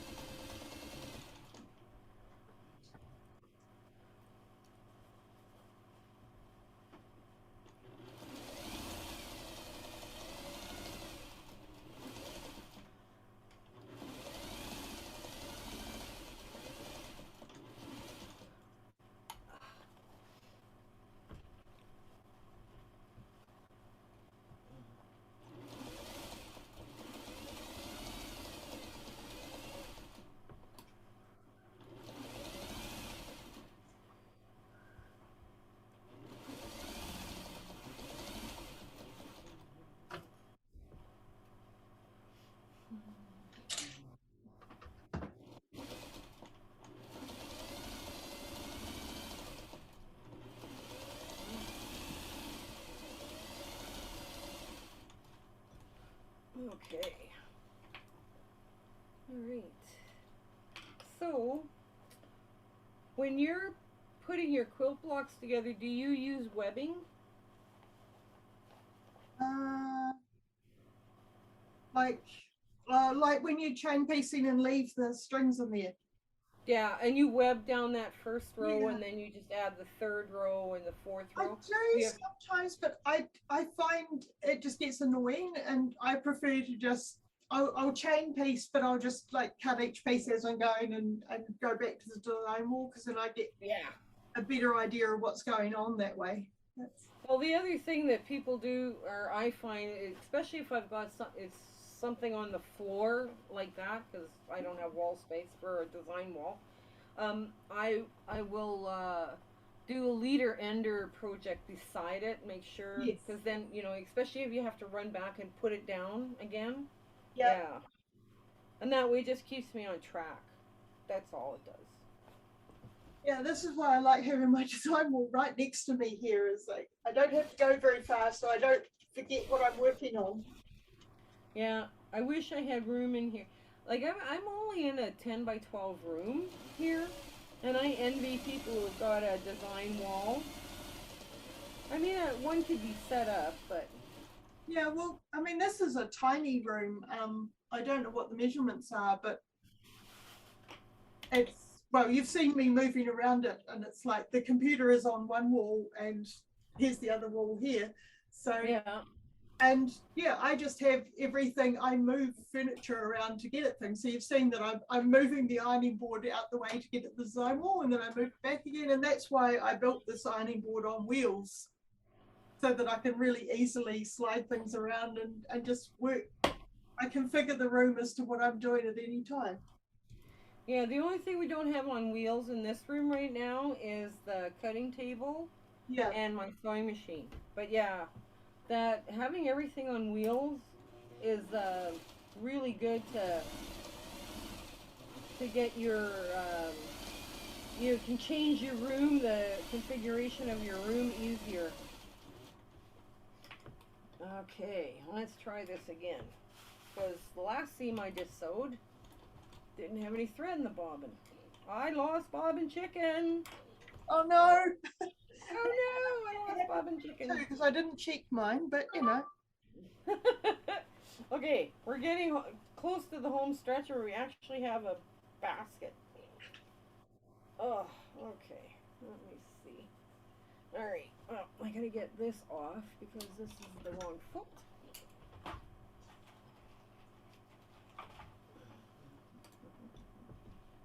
There. Okay. There we go. Get that up.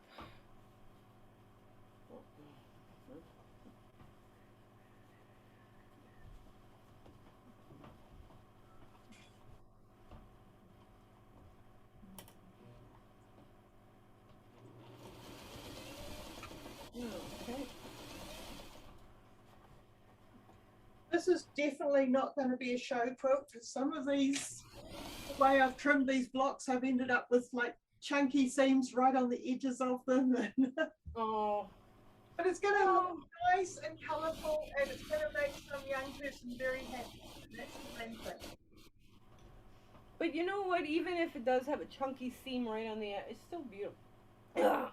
It's still beautiful, right? I mean, it's not, you know, it's not a.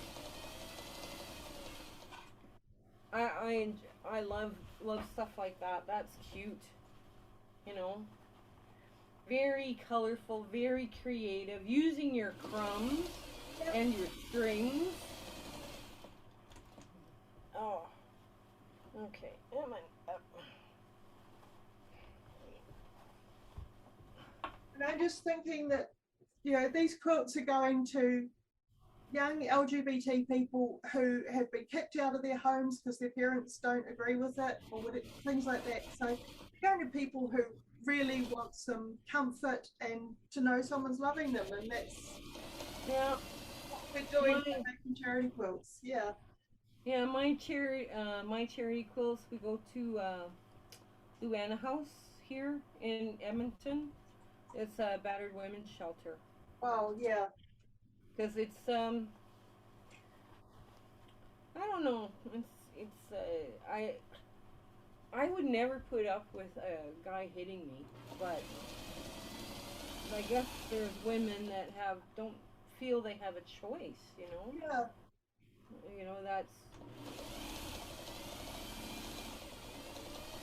okay. Here we go. Okay.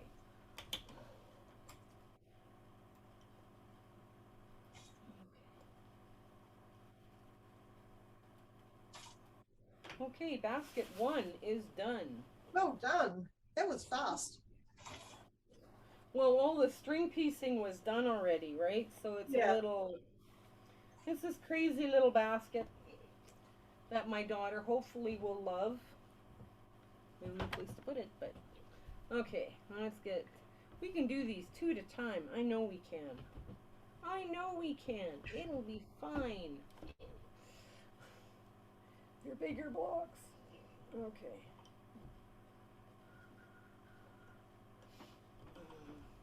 Yeah, they're fun. They're fun little baskets. Those things are fun. I just have to cut more. I have to sit down and okay, this is what you're going to do today. You're not going to do anything else today. You're going to do this, and move out a bunch of different colors and just. She told me not to make a whole raft of them just right away. Like to take my time and try and until they figure out whether or not they'll sell. With or you know, and I'm like, well, okay, it helps her business. It helps her business. And I'm like, I'm good with it. Okay, here we go. Wow, that's really bright. Bright red. See? Yeah, I'm really bad at like mass producing anything because I get bored halfway through it and just give up. Well, I've got enough strings here that I'm positive I could probably make I don't know how many baskets here for her if she wanted them. And if they're gonna do well, you know, might as well.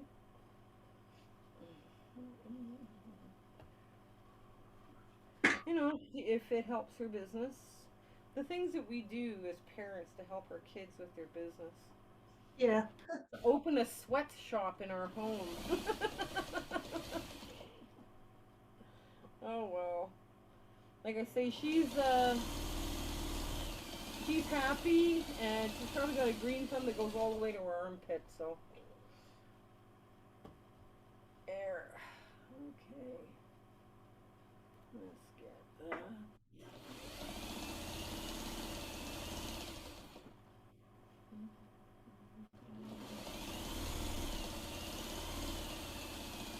Okay. There we go. Now,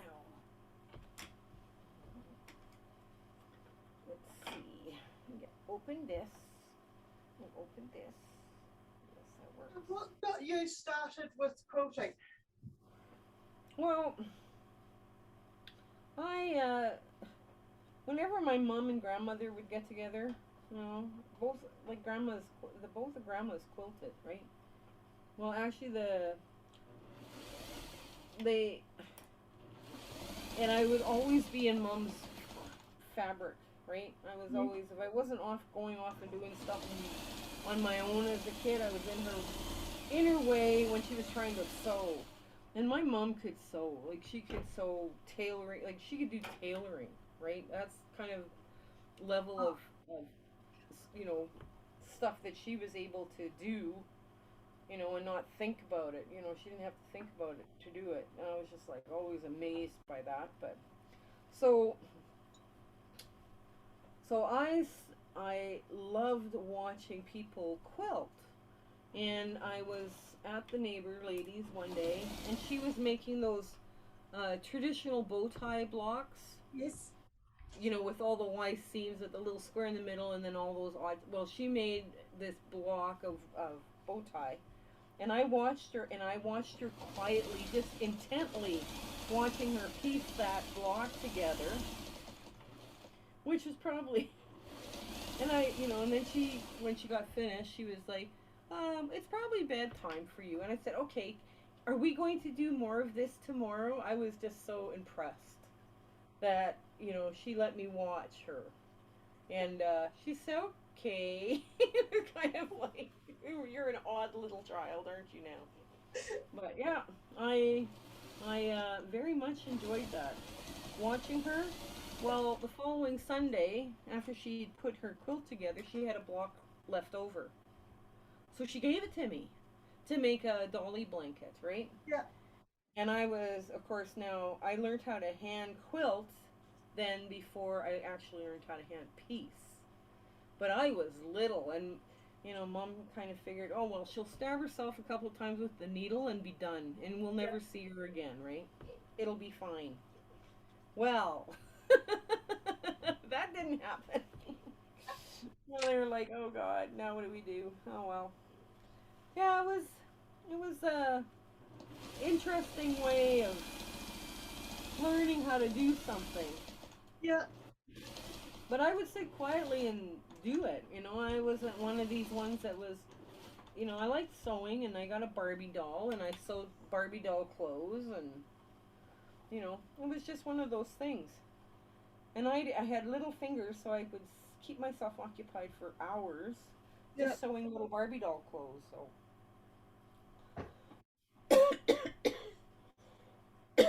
oh, time for a drink.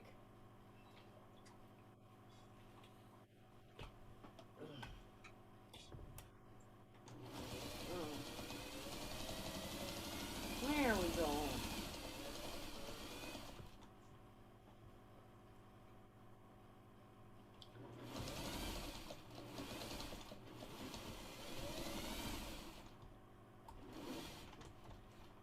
Okay, and right up into that seam. There we go. Okay, oof. Let me get this out of the way. There we go. Oh, finger press that open. I do a lot of finger pressing. Do you ever finger press, or do you have those rollers? Usually just go straight for the iron. I sometimes finger press, but I yeah, it's not something I've learned to do properly, and I know I should be doing it, but yeah. Well, you know what? If a lot of people don't do finger pressing because their nails aren't strong enough to do it. Yeah. And then they also have these little pressy things. Oh yes, yeah.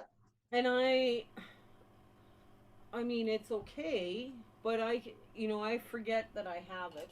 So Yeah. most of the time, so I'm just using my fingers. So, and then I've seen people use those rollers. I mean they always sit there. The rollers are always real. They always say the rollers are good. So, but I found out if you go to a hardware store and buy a little wooden roller, Yeah. they're like $6. Where if you go to a quilt store and get a wooden roller, it's like $28 or something silly like this, right? Yes. And I was like, oh my goodness. And I thought that's ridiculous. That's an awful price.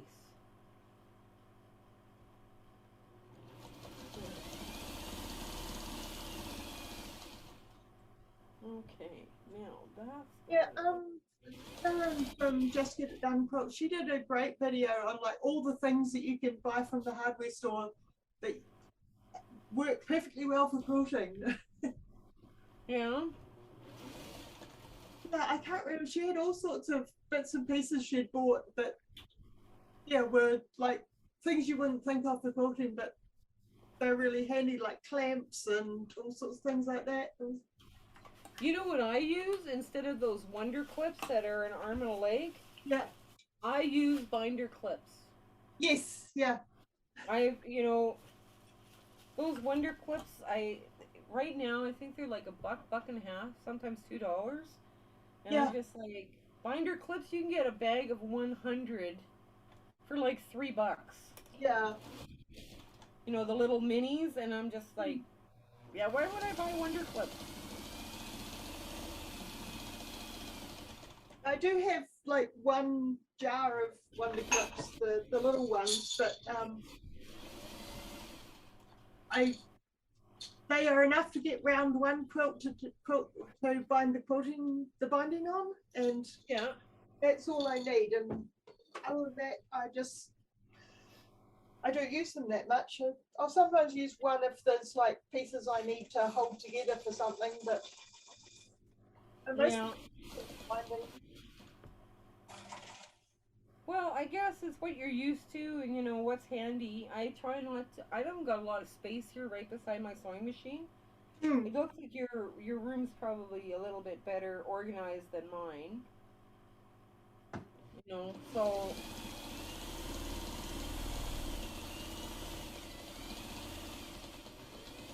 Yeah, I've like slowly over the years developed this room into I can reach most things from my sewing machine. It's like yeah, I'll put a cutting mat on the table here, and then I have the yeah, iron board here, and I've got all my tools behind me here. So it's like I can just work in this tiny space if I need to. yeah. Well, that like I say, yours looks a little bit better organized than mine. Well, there's another three-dimensional object on its way. Okay, now okay. Let me get this.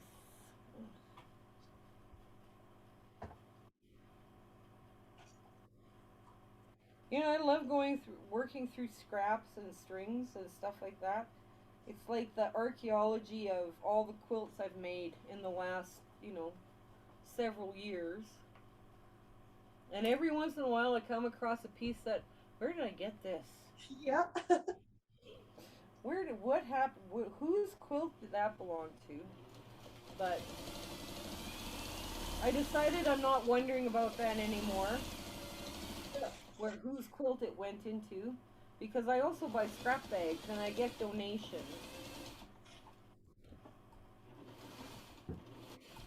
Oh, I have a funny story. I was at a mini retreat one day with a bunch of other sewing people and quilters, and it was a lovely event. But every time these two ladies were there, and they're obviously very good friends, but every time one went to the bathroom, The other would grab her strings and crumbs and stuff them into her bag. And it was like, her bag never went down the entire retreat. And I'm like, good grief. She worked and worked and worked, and she couldn't figure out, she was never getting to go down. But the other one, every time the lady went off to the powder room, there she was, running over there and stuffing more stuff into her bag. It was like, good grief, that's mean. I thought, but you had to laugh at that too. That might be why I don't recognize all the fabric I have in my stash. Somebody's already been Someone's hiding it stuff in in there. here.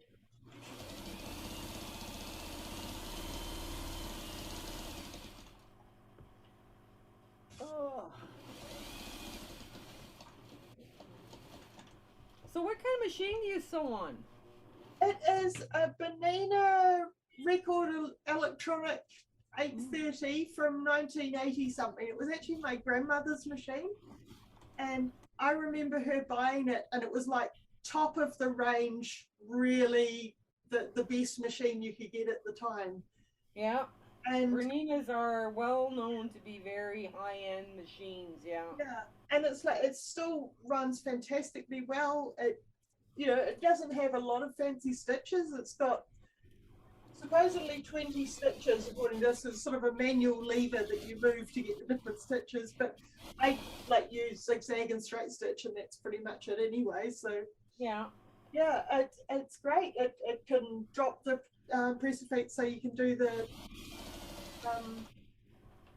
free motion quilting on it. It's a lovely machine. I love it so much. And yeah, my mother had it up. When my grandmother died, my mother took it, but doesn't really sew that much.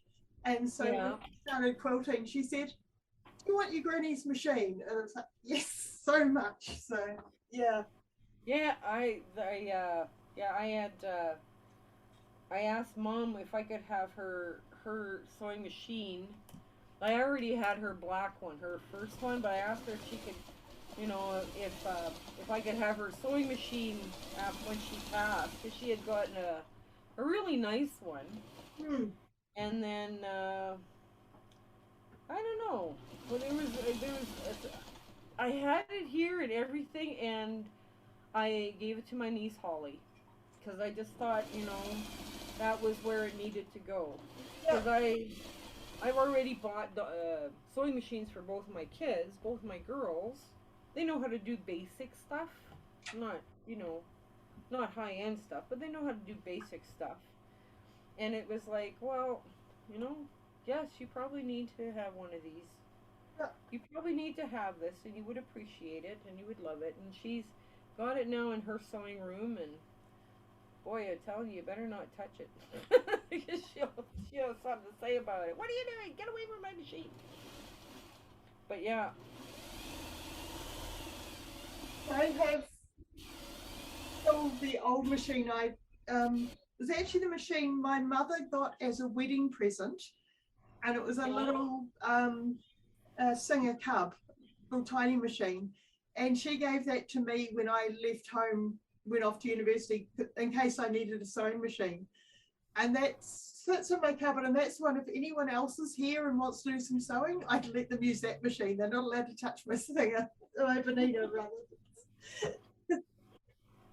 Well, I mean, yeah, like you get kind of. I know my mom's black 301A. Yeah, nobody gets to touch that one. Yeah. No. That's mine. Oh, it came back from the sewing machine spot. Worked so beautifully. I don't know why I haven't got it up here today, but apparently I will get to it.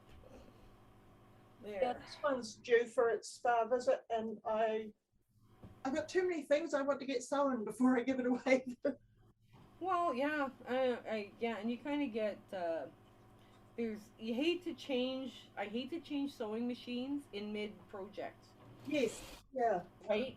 Because okay, I have three 301As. I have three of them. I have one in Tucson, and I have two here. Right, but there's a difference on how the 301As do quarter-inch seams between the two machines.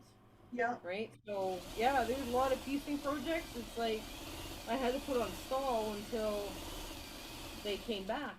Yeah. They had to come back from the spa first. Oh well. Here we go.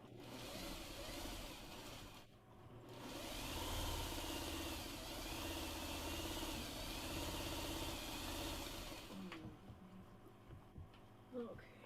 There. Getting the linings done. Yahoo!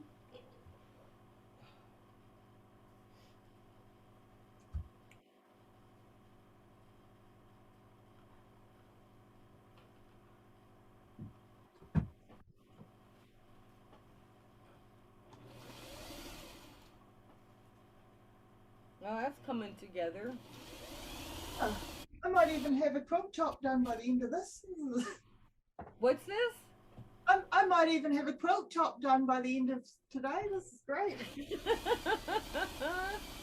Awesome. Awesome. That works. That would be good. That's why I love these sew dates that I go on. I host sew dates and I also go to all the sew dates that I can. I find I am more productive. I'm more likely to sit in my sewing room and do things. Yeah. You know, I don't know why, but like I say, I've decided this pandemic, I'm going to make the best of it, and that's it. So yeah, but I'm kind of, it's nice to have, it's nice to have that sew date in your room. Have you ever gone to a retreat and forgot your foot pedal? That you're done. As soon as that electrical cord is not coming with you, there's no way you can even participate. So I've never actually every been to a like in-person retreat. you've never gone to one? No, it's well, I only joined my quilt guild last year, and of course we haven't been doing anything like that with COVID. So, and Yeah, they do have like sit and sew days, but they're always during the week, so I can't go to them. yeah. But I'm hoping that later in the year, I think that one of the guilds is having a retreat. I'm hoping I can go to it, but I need to find someone who can give me a lift there because I don't actually own a car. I try and live like just using public transport and walking, try and Yeah. save the environment a bit. But one thing I found you can't do on public transport is carry a whole lot of sewing equipment. Yep.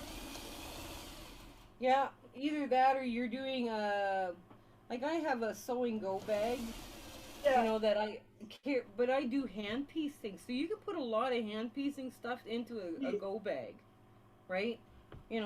And you'd have all your thread, your needles and all that stuff there.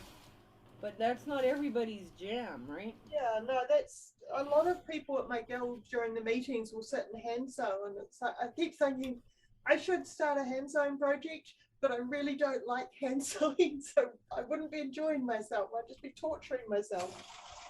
Well, you know what? It's good to learn how to do. Do you do any applique at all? I do, but I only just do raw edge normally. Yeah. Well, what I found when I was doing my charity quilts, my I would always make novelty blocks or art blocks or something to throw in you know, just to Yeah, give us a little bit of a newer twist, right? And you don't have the same because I don't like blocks that have that cookie cutter. Okay, so if you make a churn dash quilt, yes, all of the blocks are churn dash. yeah, So after a while, it's like, thump, thump, thump, thump. yep. It's like, yeah, they don't do much for me. So I want to put in an art block or whatever. Hmm. But I also do that raw edge applique. But if I sit and embroider around the raw edge applique, if both the back and the front are not batiks, Yeah, I embroider over top of them, and it gives me something to keep my hands moving. right. And it doesn't take a lot of time and effort just to go around. Yeah, And this rawhide applique, and it hides a multitude of sins. And everybody goes, "Oh my gosh, they're embroidered blocks." Yeah, okay, sure. And everybody thinks that they're wonderful because you've embroidered on them. No, I do a simple blanket stitch, and it just hides. It's big enough that it's kind of a rustic application, and Yeah. it's big enough that, you know, that it hides all the problems that I had doing a rawhide applique. That's a really good idea. But you have to enjoy doing a blanket stitch around something. But it's To learn to small and do a it's enough to blanket keep. stitch first. Yeah, well, it's small enough that you don't have to, I Yeah, don't have to sit here for days doing one block, right? yeah. So Hmm. it's that kind of it's that kind of thing where you play with it a little differently. But I mean, if you don't like hand sewing, you don't like hand sewing, right? So, but yeah, I guess it's kind of a different way of. I want a wow factor. If I'm going to put a lot of hand sewing, that doing something simple like that it really makes a wow factor happen. That's Oh, a really great idea. yeah. I follow that. Oh, Sarah Humphrey. I'm probably butchering her name just horribly. She's with the Royal Academy in England, Okay. Royal Embroidery Academy in England, and she does some amazing embroidery. But she also does like blanket stitch and buttonhole. Well, you do buttonhole stitch too, right? If you've got that stitch on your sewing machine, Yes, yeah. you know. Ugh. Okay.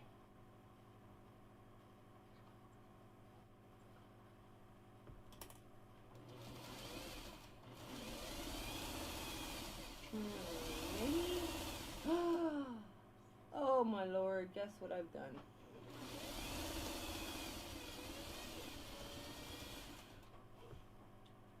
Okay.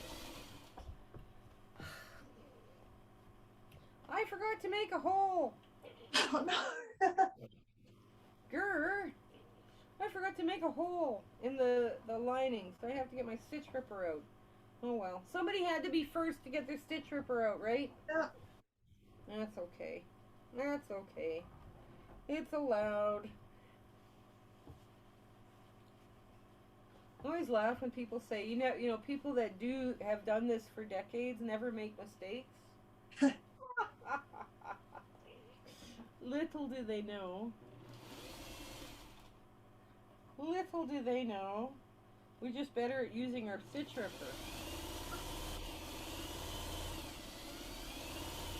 And that's the power of YouTube is we can edit out all our mistakes and nobody knows. Yeah, but you know what? If you edit out all your mistakes, you're not teaching them True. how to fix it, right? That's part of that. I find that everybody makes mistakes, right? But if you don't teach people how to fix them, they're afraid, Yeah, right? They're afraid to sew because then they don't know how to fix it. exactly. I'm never.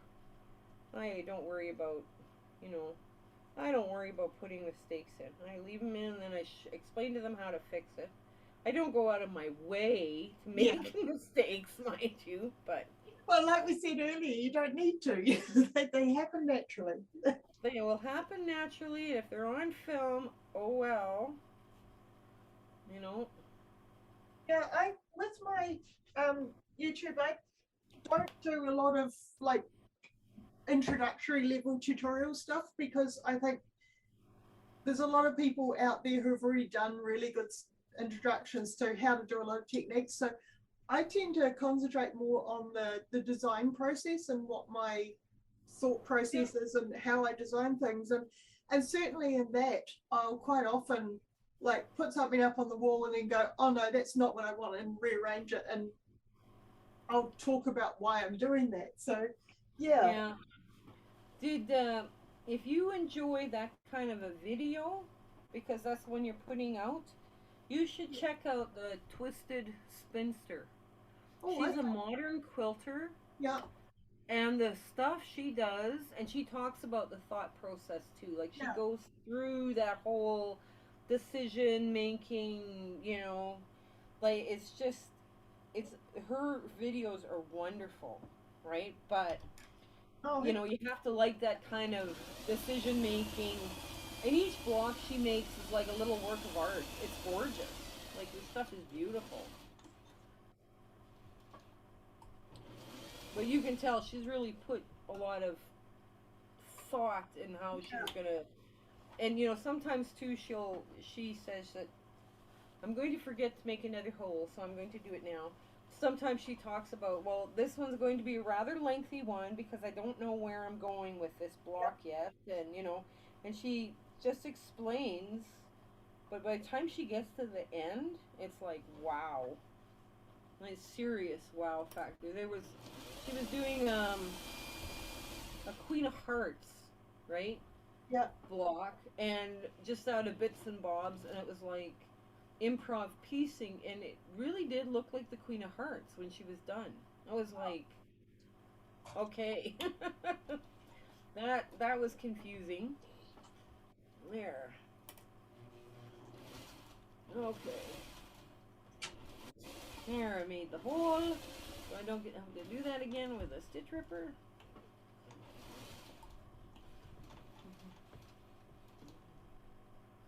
Okay, now. What I'd quite like to do video-wise in the future is um, doing some more on quilt maths and how to work stuff out. I know you've done a few on those, which are really good because I find so many. I used to be a maths teacher a long, long time ago, and, Yeah, and there's this thing that people get so scared of maths because I think they get taught by their parents that maths is scary. And by the time they get to school, it's really hard to get that out of kids that oh yeah. I'd quite like to do that sort of, okay, you know how to sew a seam, but you have to follow a pattern because you don't know how to do the calculations. Well, here's how to break down those calculations if you want to end up with this size of block. Here's Yeah. you work out the pieces that you're going to need, and it's quite a simple process. I know you can do that quite easy. So many people are terrified of not using a pattern because they'd have to do the basic maths of thinking, if I want a 4-patch that ends up as a 10.5-inch square, what size do I make the 4-patch? Well, and that's the other thing too, right? Like it's freeing. People forget how freeing it is when you don't have to. Your yellow stripe must go here, and the Yeah. red one's got you. You don't have that. You just you sit and you make it happen, right? Like when I was doing that potato chip block, when I first started doing that block, I could put the weirdest fabrics together in that block, and it looked good because Yeah. it wasn't big enough to overwhelm the block, Yeah. and there was lots of other things going on that you never focused on the ugly fabric. Or we don't go to a quilt store and say, okay, sell me a yard of your ugliest fabric. We don't do that, right? We Yeah. just our preferences change, or we get it as a donation, or Yeah. okay, now we got to do something with this stuff. And that's why, like, it's very freeing to not be, okay, the red block must go here. Yep. Sometimes you have to do stuff to tie unity in a quilt Yes. block, Yeah. but I mean, for the most part, no. You know, Well, like all these blocks are just literally whatever came into my hand when I reached behind me and grabbed into the scrap bag.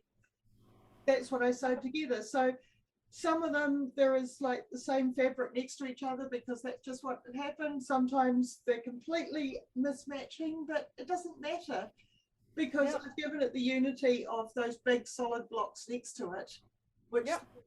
breaks it up and takes your eye away from the confusion. And yeah. Yeah. And like I say too, like sometimes those blocks or those quilts that are crumb quilts where it's crumb quilt block beside crumb quilt and there's no break. Yeah. After a while, your eye has no place to rest. Yes. And there, this, because of the rainbow effect that you're working with there, it's very soothing. Yeah. Right? So, I mean, it's really, yeah, that's going to be a lovely piece when you're done. Ugh, okay. And I So break. I'm now working on another basket. Okay, we'll see if this one works. Ouch! Okay. Well, I'm glad I have a couple of projects here today. See, that's the other thing about working at home, or, you know, having these Zoom so dates at home versus, you know, going to a retreat. Retreats are nice. But if I wanted to change projects all of a sudden, Yeah. I can, which is like important, you know. If I had that other project, I actually ran out of little bits, so I was kind of like, well, I don't have enough bits to do anything with, so I'm going to have to change projects. Ugh. Okay.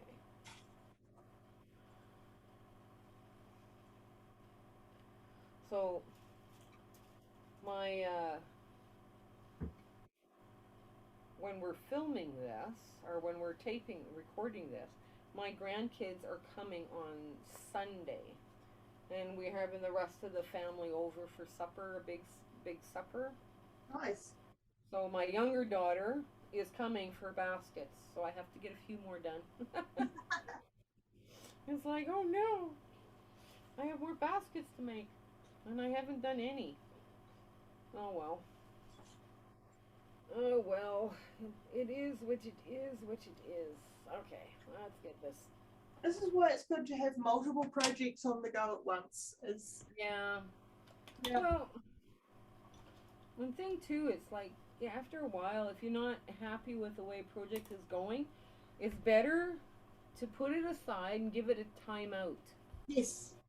You know, I think people think, oh, I have to finish it. I can't waste the material, or I can't. No, just give it a timeout. Just give it a timeout. Yeah, and sometimes when you pull something back out, you have a completely different idea for it. Yeah. Well, yeah. As I make blocks sometimes just to have blocks on hand Yeah. when, you know, okay, I did this. Okay, I always do this one block here. I'll show you. Come on. Okay, this is a really tiny crumb pieced Oh wow. Yeah. crumb, right? Yeah. And I have a bunch of these blocks made. So when I need a baby quilt, I can put all of these together, and then the little blue bits will form a friendship star. So it Yeah. provides unity for the quilt. But I'll make like hundreds of them, you know, just to clear out my crumbs. Well, the next baby comes along, gets that quilt. Yeah. You know, it's like I don't have to think about what quilt there I'm going to make because the blocks are already done, right? And it's cute. People don't understand that you've done that by foundation paper piecing. They sit there and they think, "Good grief, she's pieced them." You know, like normal piecing. It's like, no, that would be crazy. The quilt show we had last year, one of the quilts I put in it was a postage stamp with the wee tiny squares. And I had so many people saying, "Oh, that must take me so long to do," and that, you know, as you're walking around, you'd hear people, "Oh, there's so many little squares." It's like, I strip pieced the whole thing. I just sewed strips and then cut them up and sewed them back together again. It was actually really simple, but they don't know that. They just see it as lots of tiny little squares. Yeah. Have you ever seen the improv log cabin quilts done with strings? Have you ever seen those? Yeah, yeah, they're wonderful. Oh, they're beautiful, some of them. And they also do like a courthouse steps, and then they'll do the where they take all their really long strings and they'll go all the way around. Yeah. And then they'll go to the next color, and the next color, and then like some of those are just beautiful too. Yeah. And I mean, that's, that's piecing that you can do while you're, hanging out with a friend Yep. and, sitting around quilting, right? So, it's all good. Yeah, I like sometimes those kind of like mindless jobs where you're not planning it, you're just putting bits of fabric together, and Yeah. that's how I end up with so many of these crumb blocks, because that's my kind of I want to sew, but I'm not feeling like designing something. I'll Yes. just sit and sew bits together, and sometimes spend a few hours just sewing bits together until I've got a big block, and then I put it in the box and I'll worry what to do with it another day. But yeah. Yeah, I have a bunch of, well, you're gonna get one view because I have a bunch of little boxes, mostly granola bar boxes, Yeah. the big family size, and filled with, okay, this project is, you need to work on this project. This is a project, that's a project, and it's surprising how fast, really, you do get a lot of things done Yeah. when you just put it out okay, what do you feel like working on? You feel like working on just like mindless stuff? Okay, and there's a project, go work on it. Yeah, it's easy to get stuff done. This was so much easier to turn now that I've made a hole. Oh my gosh. Okay, let's get this sewn shut. We're gonna sew the hole shut. Come on. There we go. And I've got the wrong foot. And I've got the wrong foot on. So Jennifer, what made you start your YouTube channel? Just, you thought you had something important to say, or? Not at all. It was a silly thing, actually, that a friend and I were going overseas, and I sort of thought I'll be quite fun to film some videos. So I just did it all on my phone. I'll just film some video bits, and I got an editing program I could use on my phone, and I made some silly little videos while we were away. We were in, I think that trip was in France. Yeah. And like all my friends who had watched it were like, "Oh, you've got to keep doing that." And it's like, but I'm not traveling anywhere, so I just started making vloggy type videos. And then as I got more into quilting, I thought, oh, I can actually make some quilting videos. This could be fun. But I also love doing the travel ones. So yeah, it was basically just, I wonder if I could do this, how hard could it be, sort of thing. And yeah. Yeah, I started well, I follow all the YouTubers that quilt, pretty much. Right? I watch incessantly, and, it's like, okay. And I wasn't really doing a lot of commenting.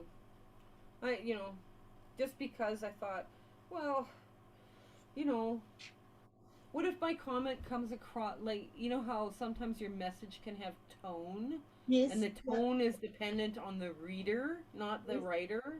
Yeah. And it's like, it would be like me saying, way to go, Jennifer, or way to go, Jennifer. Yeah, it depends on what kind of mood you're in. Yeah. Whether you're going to perceive that as a positive message or a negative message. So I, was kind of careful about what kind of things I said when I did comment. And then it started occurring to me, like, I know how to do that differently. I have something to bring, and it kind of all of a sudden dawned on me, I have something to bring to the table here. Yeah. So maybe I should be bringing it to the table, right? And I thought, no. I'm in my 60s, right? I don't know if you knew that. I'm in my 60s. What am I doing? Starting a YouTube channel. But I didn't see people that look like me on there either. With the red hair and I wasn't finding those people either, and especially not in the quilting community. I can't think of another redhead, but I was like, and then and sometimes too, people stop quilting because they're stressed out with the hobby, Yes. and it's supposed to be a fun hobby, you know. And there was kind of like, and these people weren't even giving themselves permission to have fun anymore, you know. It was kind of like, no, you need to have fun, you know. Yeah. But That's one of the things that I liked when I found your channel was you weren't worrying about the perfectionism of it. And some of the channels, they're so, oh, you must do it this way, and this is the only way you can possibly do it.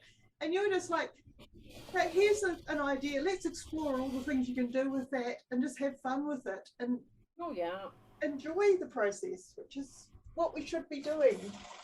yeah. Well, and two, you know, like everybody's got,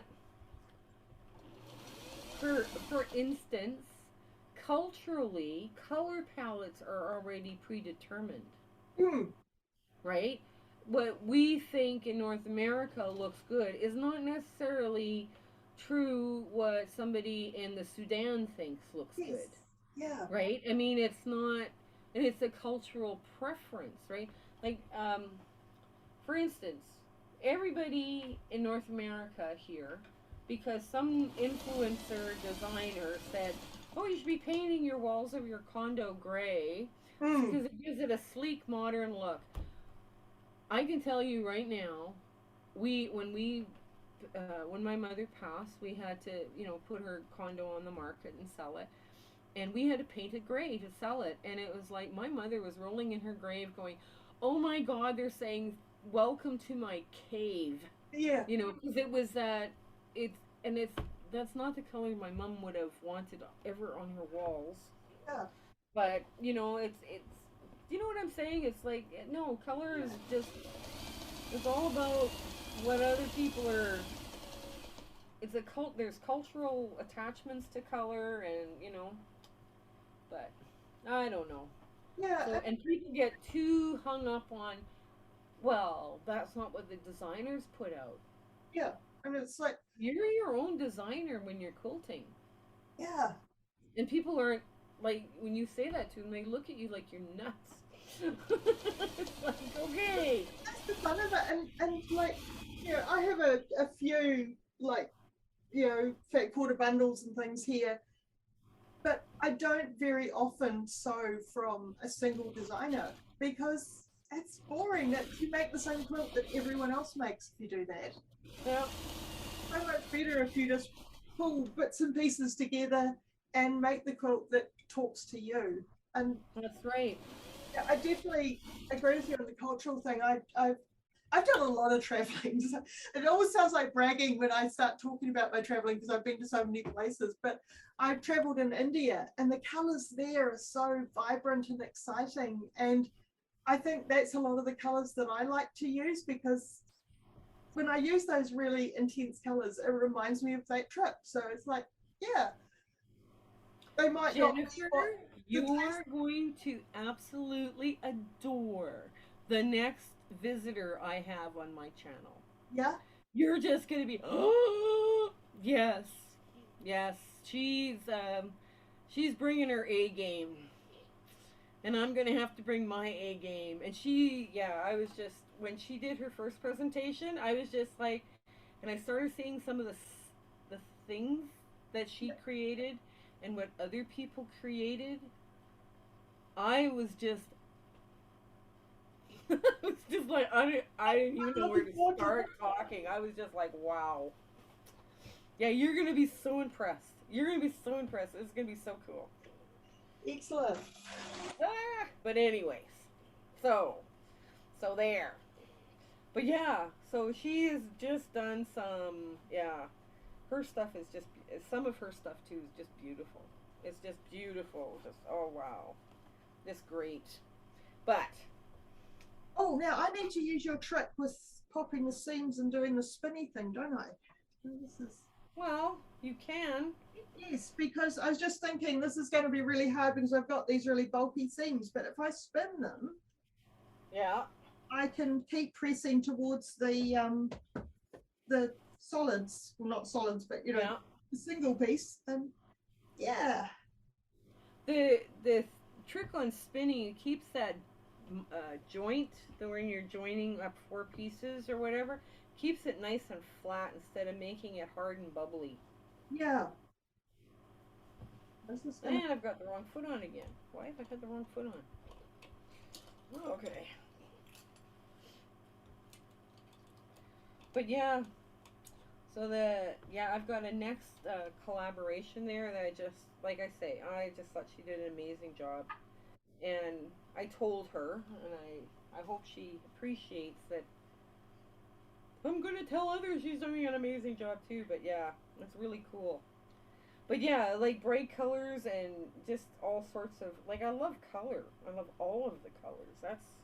That's my problem. So my stuff tends to look like behind me here, where you can see color and dark and light, but it's, yeah, very, very scattered randomness.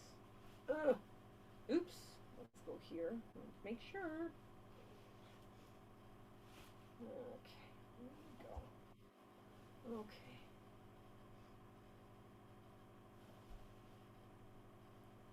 I've done something wrong with this popping the same thing. I don't know. I'll figure it out on the next one. When you're rotating, you're popping your seams. Only one side, like if you go counterclockwise, or it doesn't matter if you go clockwise or counterclockwise. You should do it all the same way, the same. Yeah. Right. You know what I'm saying? Yeah. And sometimes if you got a crumb block, a crumb block might force the solid to go under. Yeah. Yeah, because there's a lot more bulk on a crumb. There's a lot more seams. Yeah. Ugh. Yeah, it wants to go the other way, and it's not. Okay. Let's see what we got here. That's okay. I'll quilt it flat. Yes, that's. Now, do you quilt on a domestic or do you have a long arm? This is what I quilt on. Oh, yeah. I have this for years. I just used to quilt on a domestic for years, and then my little sister, she found a person that was selling their long arm, and she told me about it. She sent me their ad, and I kind of like, where am I gonna put this? Like, where am I going to put this in my house? So yeah, I need a new house to get a long arm. Yeah, so anyways, you know, Les and I checked it out, and my husband and I checked it out, and we bought it. We bought her long arm. Wow. And it's you know, it's all self-driven. There's no computerized components or anything. And we got the sewing machine into the sewing machine spa right away, and they said it was running beautifully. They said we got a perfect deal, a good deal. So it was like, okay. And it needed a, you know, just a minor cleaning and, you know, oil packing or whatever. They said it had lots of time yet to go. So that's what we're gonna try and get my UFOs done on here. But right now it's been, where do I put the stuff that's in the long arm room now? Right? Yeah. We've got the long arm actually positioned into the closet because there's other stuff in that room. But in order to set up the long arm, we had to put it into the closet, and I'm like, oh my gosh. I don't know. It's not really usable until we get the other squatters out of the room. But it'll come together. It'll come together. I did enjoy like reading through the manual, so at least I have an idea on how to wind a bobbin and all this stuff, right? Because all the sewing machine manuals now, they're pretty much online, right? Yeah. So, okay, get that off. Get this on. Well, true confession time. I have been sewing on this machine for quite a few years, I finally read the manual the other day and found out I've been winding the bobbin the wrong way the entire time. But the Bernina is a tough machine, and Yes. it just kept on ticking, didn't it? Yep. It's amazing how much better it runs now that I've got the bobbin going the right way around. See, we all do that. I don't know why people think that, oh no, you're so on YouTube, you're perfect, your stuff is... No. Yeah, no. We still find out things. It's fine. It's, yeah. And that one popped open. Alright, let's get that poked out the best we can. I'm actually dreading making the smaller version of this basket. Or bucket, or whatever. This little thing. Okay, let me get that open. Okay, let me get that. Alright, I'm going to close that up, because that would just be bad. Well, that one worked. It came out nice and flat. What? This seam worked. It came out nice and flat in the centre. It wasn't flat?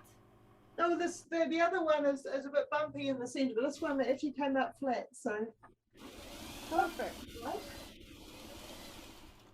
Yeah, when you're doing crumb blocks though too, it could have been it was too close to another seam. Yeah. Yeah. A lot of mine are, they're because I just made them whatever size and then cut them. Some of them the seams right on the edges.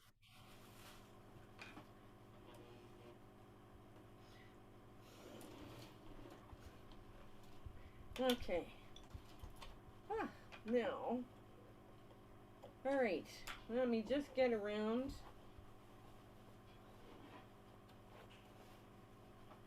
Okay. Oh. I'm going to have a quick snack. A what? A quick snack? Yeah.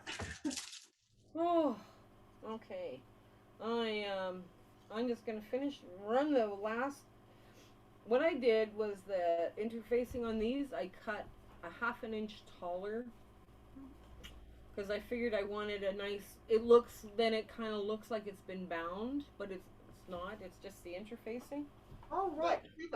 Yeah, so I kind of cheated on the. Instead of binding it, I figured, well, these things are so small, right? You know, how are you gonna bind the edge? Right? So I figured, okay, well, we'll do it this way. Okay. Ugh.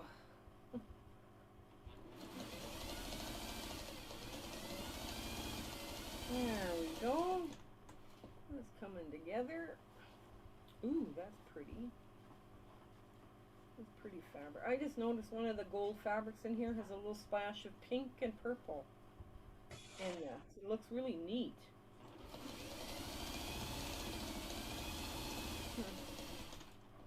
There. Okay. Oh.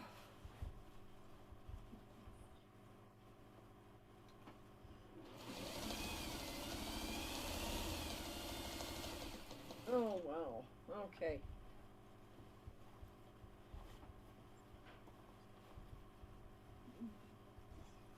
There we go.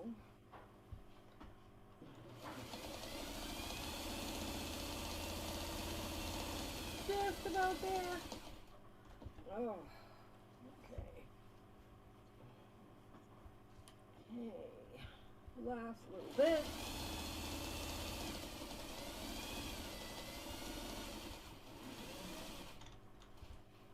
Okay.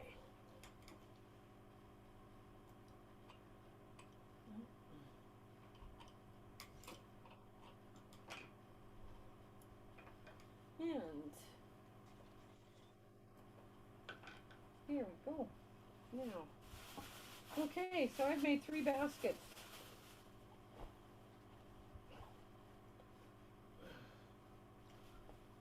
looking really good. I did, yeah. Well, browns and reds. I figure I have a bunch cut now for. I have fabric, the batting cut for pinks and blues. Figuring, well, and we'll do that. And I've got a bunch of green, yellow, orange, purple. I've got stuff like that, and I've got a whole raft of low volume neutrals that I could do, that I could raise. But there we are. There's ours. Let me show you that oh, this fabric. You see that one with that purple and pink stripe through right there? Isn't that pretty? That's good. It's a goldish color, goldy brown. Like really lovely. You could put that with a lot of different color schemes and it would still work. Yeah. One of the things we forgot to do today, remember how we talked about we were going to become accountable for our UFOs? Oh, yes. Yes, I know.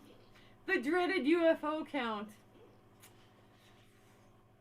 Well, I've just added to my UFO count by starting a new project. So. I know, I did too. It's not fair. I have a few here that I'm just. Do you really want to count them out? Maybe not. Maybe not. Okay. So I will be honest with you. Okay. Yeah. My UFOs are about 6 inches lower than my hip. Okay.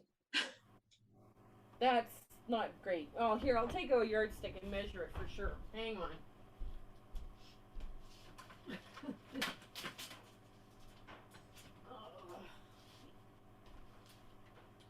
My UFOs, and I had to, and that even includes the UFO. Okay, wait a minute, here, let's go this way. That even includes the UFO that I made for, I have 27 inches of UFO. Wow. Do I have 27 UFOs? Probably.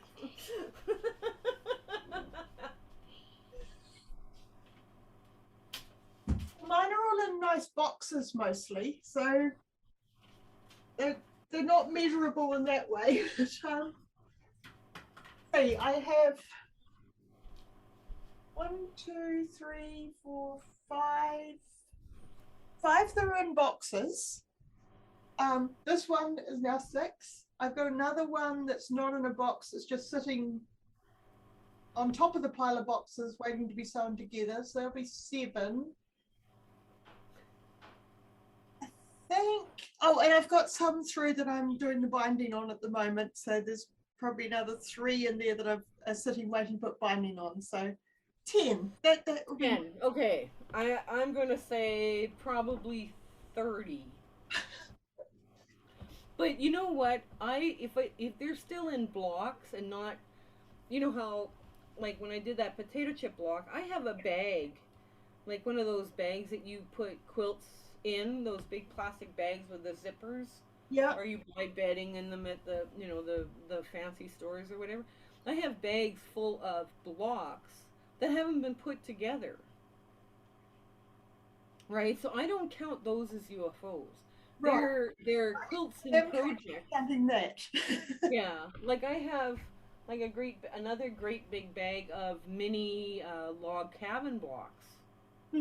Right? Because I mean, and it's a huge, flat, heavy box. I also have another drawer of Ohio Star blocks, mini blocks. Like, you know, like they're more traditional blocks, but in, you know, that way, if I needed a quilt like now, yeah, I can pop one out now because I've got the blocks already made. Yeah. And there's other blocks I've got here too, so. But I have to work my way through some of my strips. That's what I do with my like I get the scraps in, whether I buy them or people donate their scraps to me or whatever. And I cut them into strips and then I start working from the strips. Yeah. As to what I'm going to do. Because I cut my strips in 1.5, 2, and 2.5, and that's normally, I'll cut half my scraps into those strips and I'm good. The problem is that some of these strips, they hang around for so long. It's like right now it's death to 1.5 inch strips. They're done. I had two big uh, lid lidded things that I couldn't even push. I couldn't even close the lid on them. They're so full of stuff, and it was like, okay, yeah, you're out of here. You have to go. You die. Yeah. Yep. So I'm down to now one box of that, and I've got to figure out what I'm going to make out of those because they've got to go. There's just too many of them. Do you ever find that that's what happens? Like you've got stuff that's loitering in your sewing room and taking up space. Yes. Well, that's what this is about, because my box that I designated for putting all my crumb blocks into was full. So, like, right, I have to use it for something. It's really cool how we, from completely different places and hemispheres, even that we're coming up with all sorts of different ideas. I Yeah, just think that's the coolest part about quilting ever. it is. It's what makes it exciting. Is like you see what other people are doing, and it's like it sparks a million more ideas in your head, even if it's not exactly what they're doing. It just starts you thinking, and you start thinking in different ways, and you end up with even more quilts you haven't finished. Yes, I know. Yeah, and like I have, you know what? I used to be able to keep my crumbs and strings under management, better management, when I was 100 string blocks a month. Wow. I had a strong pulse. I don't care what size or how they come out. Yep. You know, they were okay, 100 a month, and you would roll through 100 a month within like 4 or 5 days, right, of hard sewing, and you just Yep. push through all of that stuff, and then your string box, a string and crumb box, then was like, I don't know, it's like it's been beaten down so badly it hasn't got a place to do anything. My problem is I haven't been doing that, and that's creating a problem. Yeah. Yeah. Plus, what else has been creating a problem is when I did those case studies, you wouldn't believe how many UFOs I created out of all that. Oh, I can't believe I watched you do it, and I was like, "How many quilts are you going to make? Because you're in so many blocks." Yeah, because I mean, and the charities, I mean, I'm going through them and getting them, moving them out, but it's Mm. like, yeah, it's a lot. It's a lot. And that's why I got to get that, I got to get my long arm up and running, and even if all I do for the first little while to get used to the idea of having it on a long arm is Yeah. to do straight line quilting, then at least I'm getting the quilt out to somebody who needs it, you know? Yeah. Because, yeah, but I did make a baby quilt here. Do you want to see it? Yeah. It's purple, gray, and orange. Real typical baby colors, right? It's like, That sounds more like my color scheme would be. here, look. Oh, Yeah, that's what do you nice. think? Yeah. Yeah, not baby colors at all. But who says baby colors have to be pink and blue and boring? Well, you know where these blocks came from? I was doing the Bonnie Hunter challenge there for last winter for her mystery sew along, Yeah. and I sewed I don't know how many sets of units too small. Yeah. So then I went. Argh. So then it was like, okay, now you got to use them and do something with them because you just can't have them kicking about Yep. because they, So then I made 25 blocks, and this is the block. This here was the unit I made too small. This one right here. Right. Then I made just 25 blocks, and then I waited for a project. And my problem now is that I gotta have time to quilt it. So, but I thought that's a cute little. It'll be different. All the baby quilts I do try to make them all different. Yeah. For, but yeah, they're it's crazy scrappy. All the neutrals are different in here. So, but I'll get to it. I'll get to it. I'll get to it. I swear. Oh.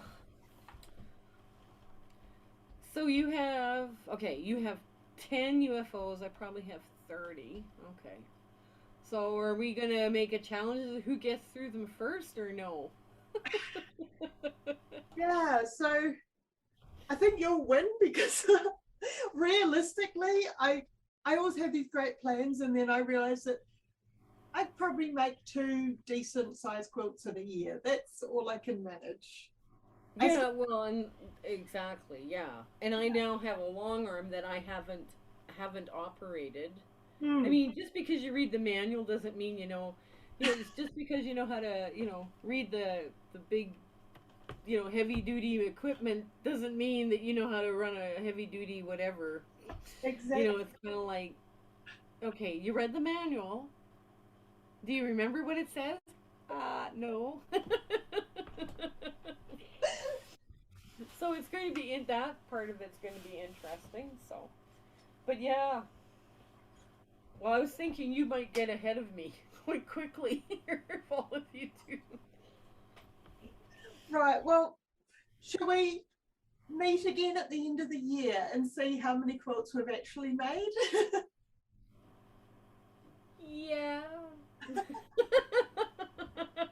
And how many UFOs we have? Yeah, I Yes, know. yeah. If the UFO count is long bigger at the end of the year, we've done it wrong. Well, exactly. That's yeah, we've done it wrong. I probably have more UFOs, but I need to actually sit down and get an understand a working knowledge, not just a paper Yes. reading knowledge of how my long arm works, and maybe I'll get through a bunch of stuff too, right? But anyways, Yeah, and I so need to just stop.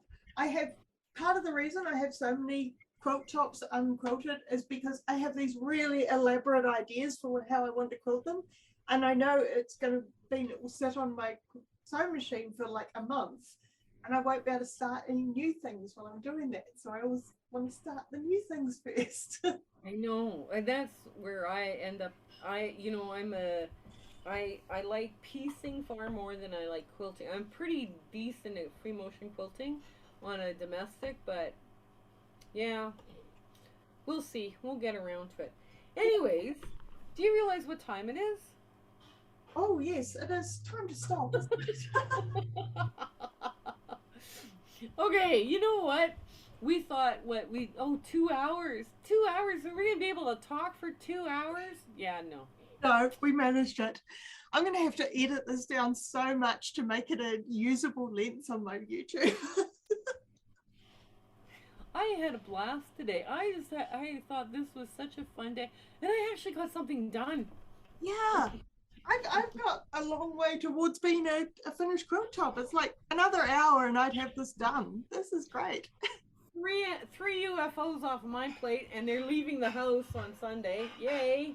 Well done. Yeah, that is a So very successful day. Thank you. yes, I love your quilt. I think it just rocks. Yeah, And I love how you place the rainbow colors now. It's just beautiful.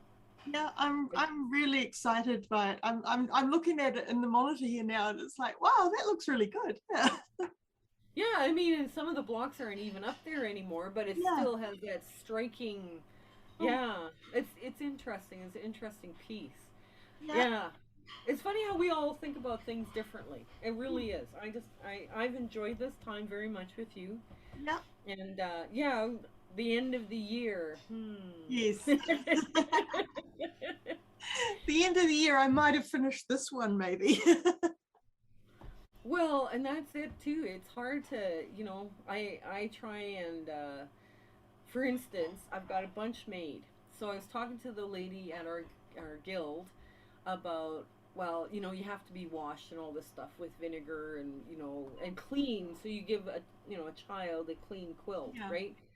So it's trying to, okay, we got to do the laundry now, and then once the laundry's done, give her a call, pick them up, and there's so many of them, they Hmm. don't all fit in a big plastic tote. Yeah. Because there's quite a few of them. There's probably, well, 7 and 8, 15 quilts. Wow. 15 quilts to wash. even that is going to be a big job because I mean you can't really wash more than one or two at a time. That's Well, they're all twin size quilts, yeah, right? So yeah, like even one quilt in a washing machine, that's it's heavy. It's by the time you yeah. put the water in it and everything, yeah. Mm, And I try not to over quilt them now because they're I would do that. And of course, I'm using cotton batting, so it, you know, mm, you over quilt it, it's not a problem. I try not to over quilt them yeah, because you don't want something that's too hard, but it'll last longer if you quilt it closer. I know it's a big. yeah. I Yeah, don't this know. is going to be my challenge for this one is like not over because I totally over quilt things. I Angela Walters is like my hero in terms of quilting, and I love the improv stuff she does, but it is very quilting heavy, and I tend to follow that style because I love it so much. But then you get a big stiff quilt, and so for this one I need to learn one to do it faster than that because I don't want Yeah. it to take months to quilt, and two, it's for someone to feel comfort. So you want something soft and comfortable. So I need to get all of that out of my head and do something right. I'm going to do something that's very loose and very open and very quick and just get it quilted. So Yeah, the one of the my favorite one was that Baptist fan. You have those cut a half circle, yeah, and you just do every second row, yeah, and that it leaves it very soft. hmm, Still, it's not. yes, But you got to sit there. Okay, now you're gonna chalk out this and chalk out this. Like, oh gosh, yeah, it takes a while to do something even yeah, like that. It's the fake Baptist fan is what it is, but it's hmm, like yeah. I don't know. It's hard to come up with good quilt patterns. Even myself, my meandering sucks. oh I hate yeah, meandering. hmm, I'm not good. I'm good at point to point like Angela Walters does, but when you do point to point, stuff starts to get hard because I that's when I over quilt yeah. stuff. Right? I should show you the one of the quilts I'm finding at the moment.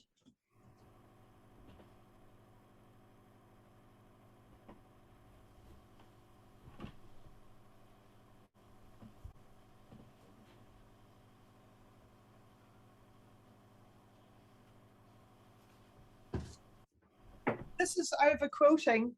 The meandering on those blocks, the tiny meandering I ended up doing. Wow. Oh, that's beautiful. Well, this quilt behind me is less than a quarter inch, Yeah, right? Like the pattern, like there's a swirling floral, like it's kind of a there's swirling florals and some repeats along like yeah. where the flying geese are, but the rest of it, yeah, it's less than a quarter inch. I'm like, it's a beautiful quilt once it's washed, Yeah. but it's like, yeah. And look at the back. This is my favorite part of this quilt. Oh wow, that's gorgeous. Isn't that that's an African print Yes, from I was just thinking Nigeria? that that's colors Beautiful. from Africa, and yeah, Yeah. yeah. Well, we So have to we should go. finish up here, shouldn't we? It's been awesome. We're gonna have to do this in December sometime. Yes. I just to do the UFO call out. Yep. I'm gonna say 30.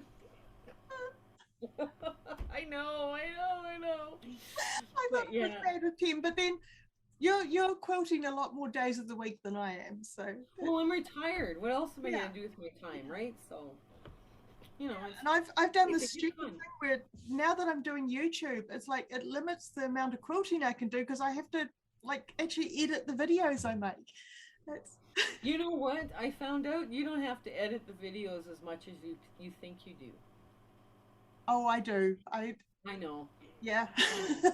You're obviously a lot. Your videos are far more polished than ours. But I mean, yeah, you don't have to edit as much as you think you do.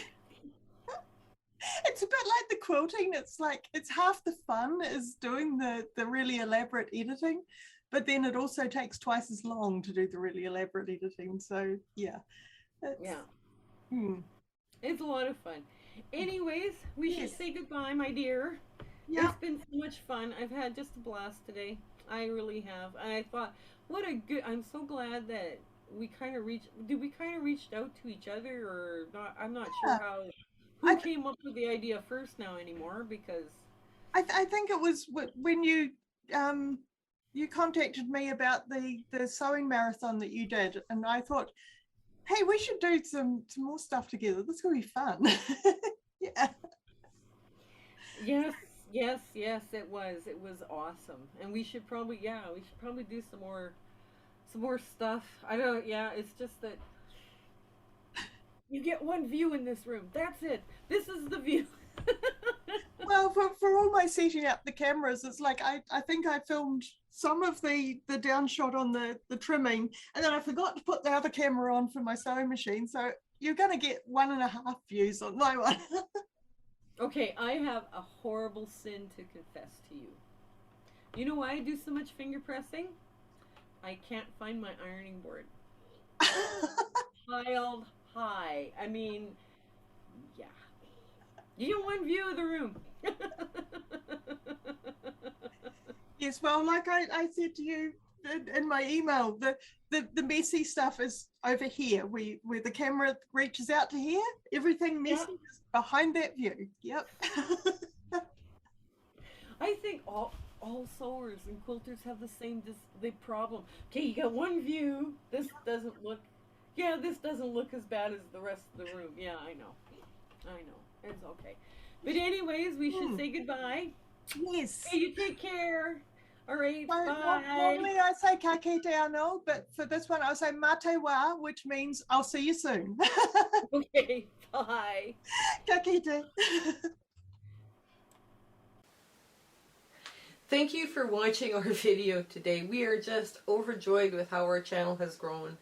And we would like you to share, like, and subscribe these videos with your friends and other people. This is one of the quilts that we are considering at this time to do a sew along for. It is a crazy original scrappy design that was made with too much coffee and too many granola bars, and it's a lot of fun to do, and it is a really good scrap buster. So share, like, subscribe, tell your friends about us. Our plan for 2022 is 2 different sew-alongs for sure, and 2 different case studies. And we're going to do try and do a thing on grouping on strings and crumbs, and then another one on curves. So we've got rather an ambitious 2022 planned for you here. So, like I say, I hope you come back. Have a great week ahead, and we'll talk to you later. Bye!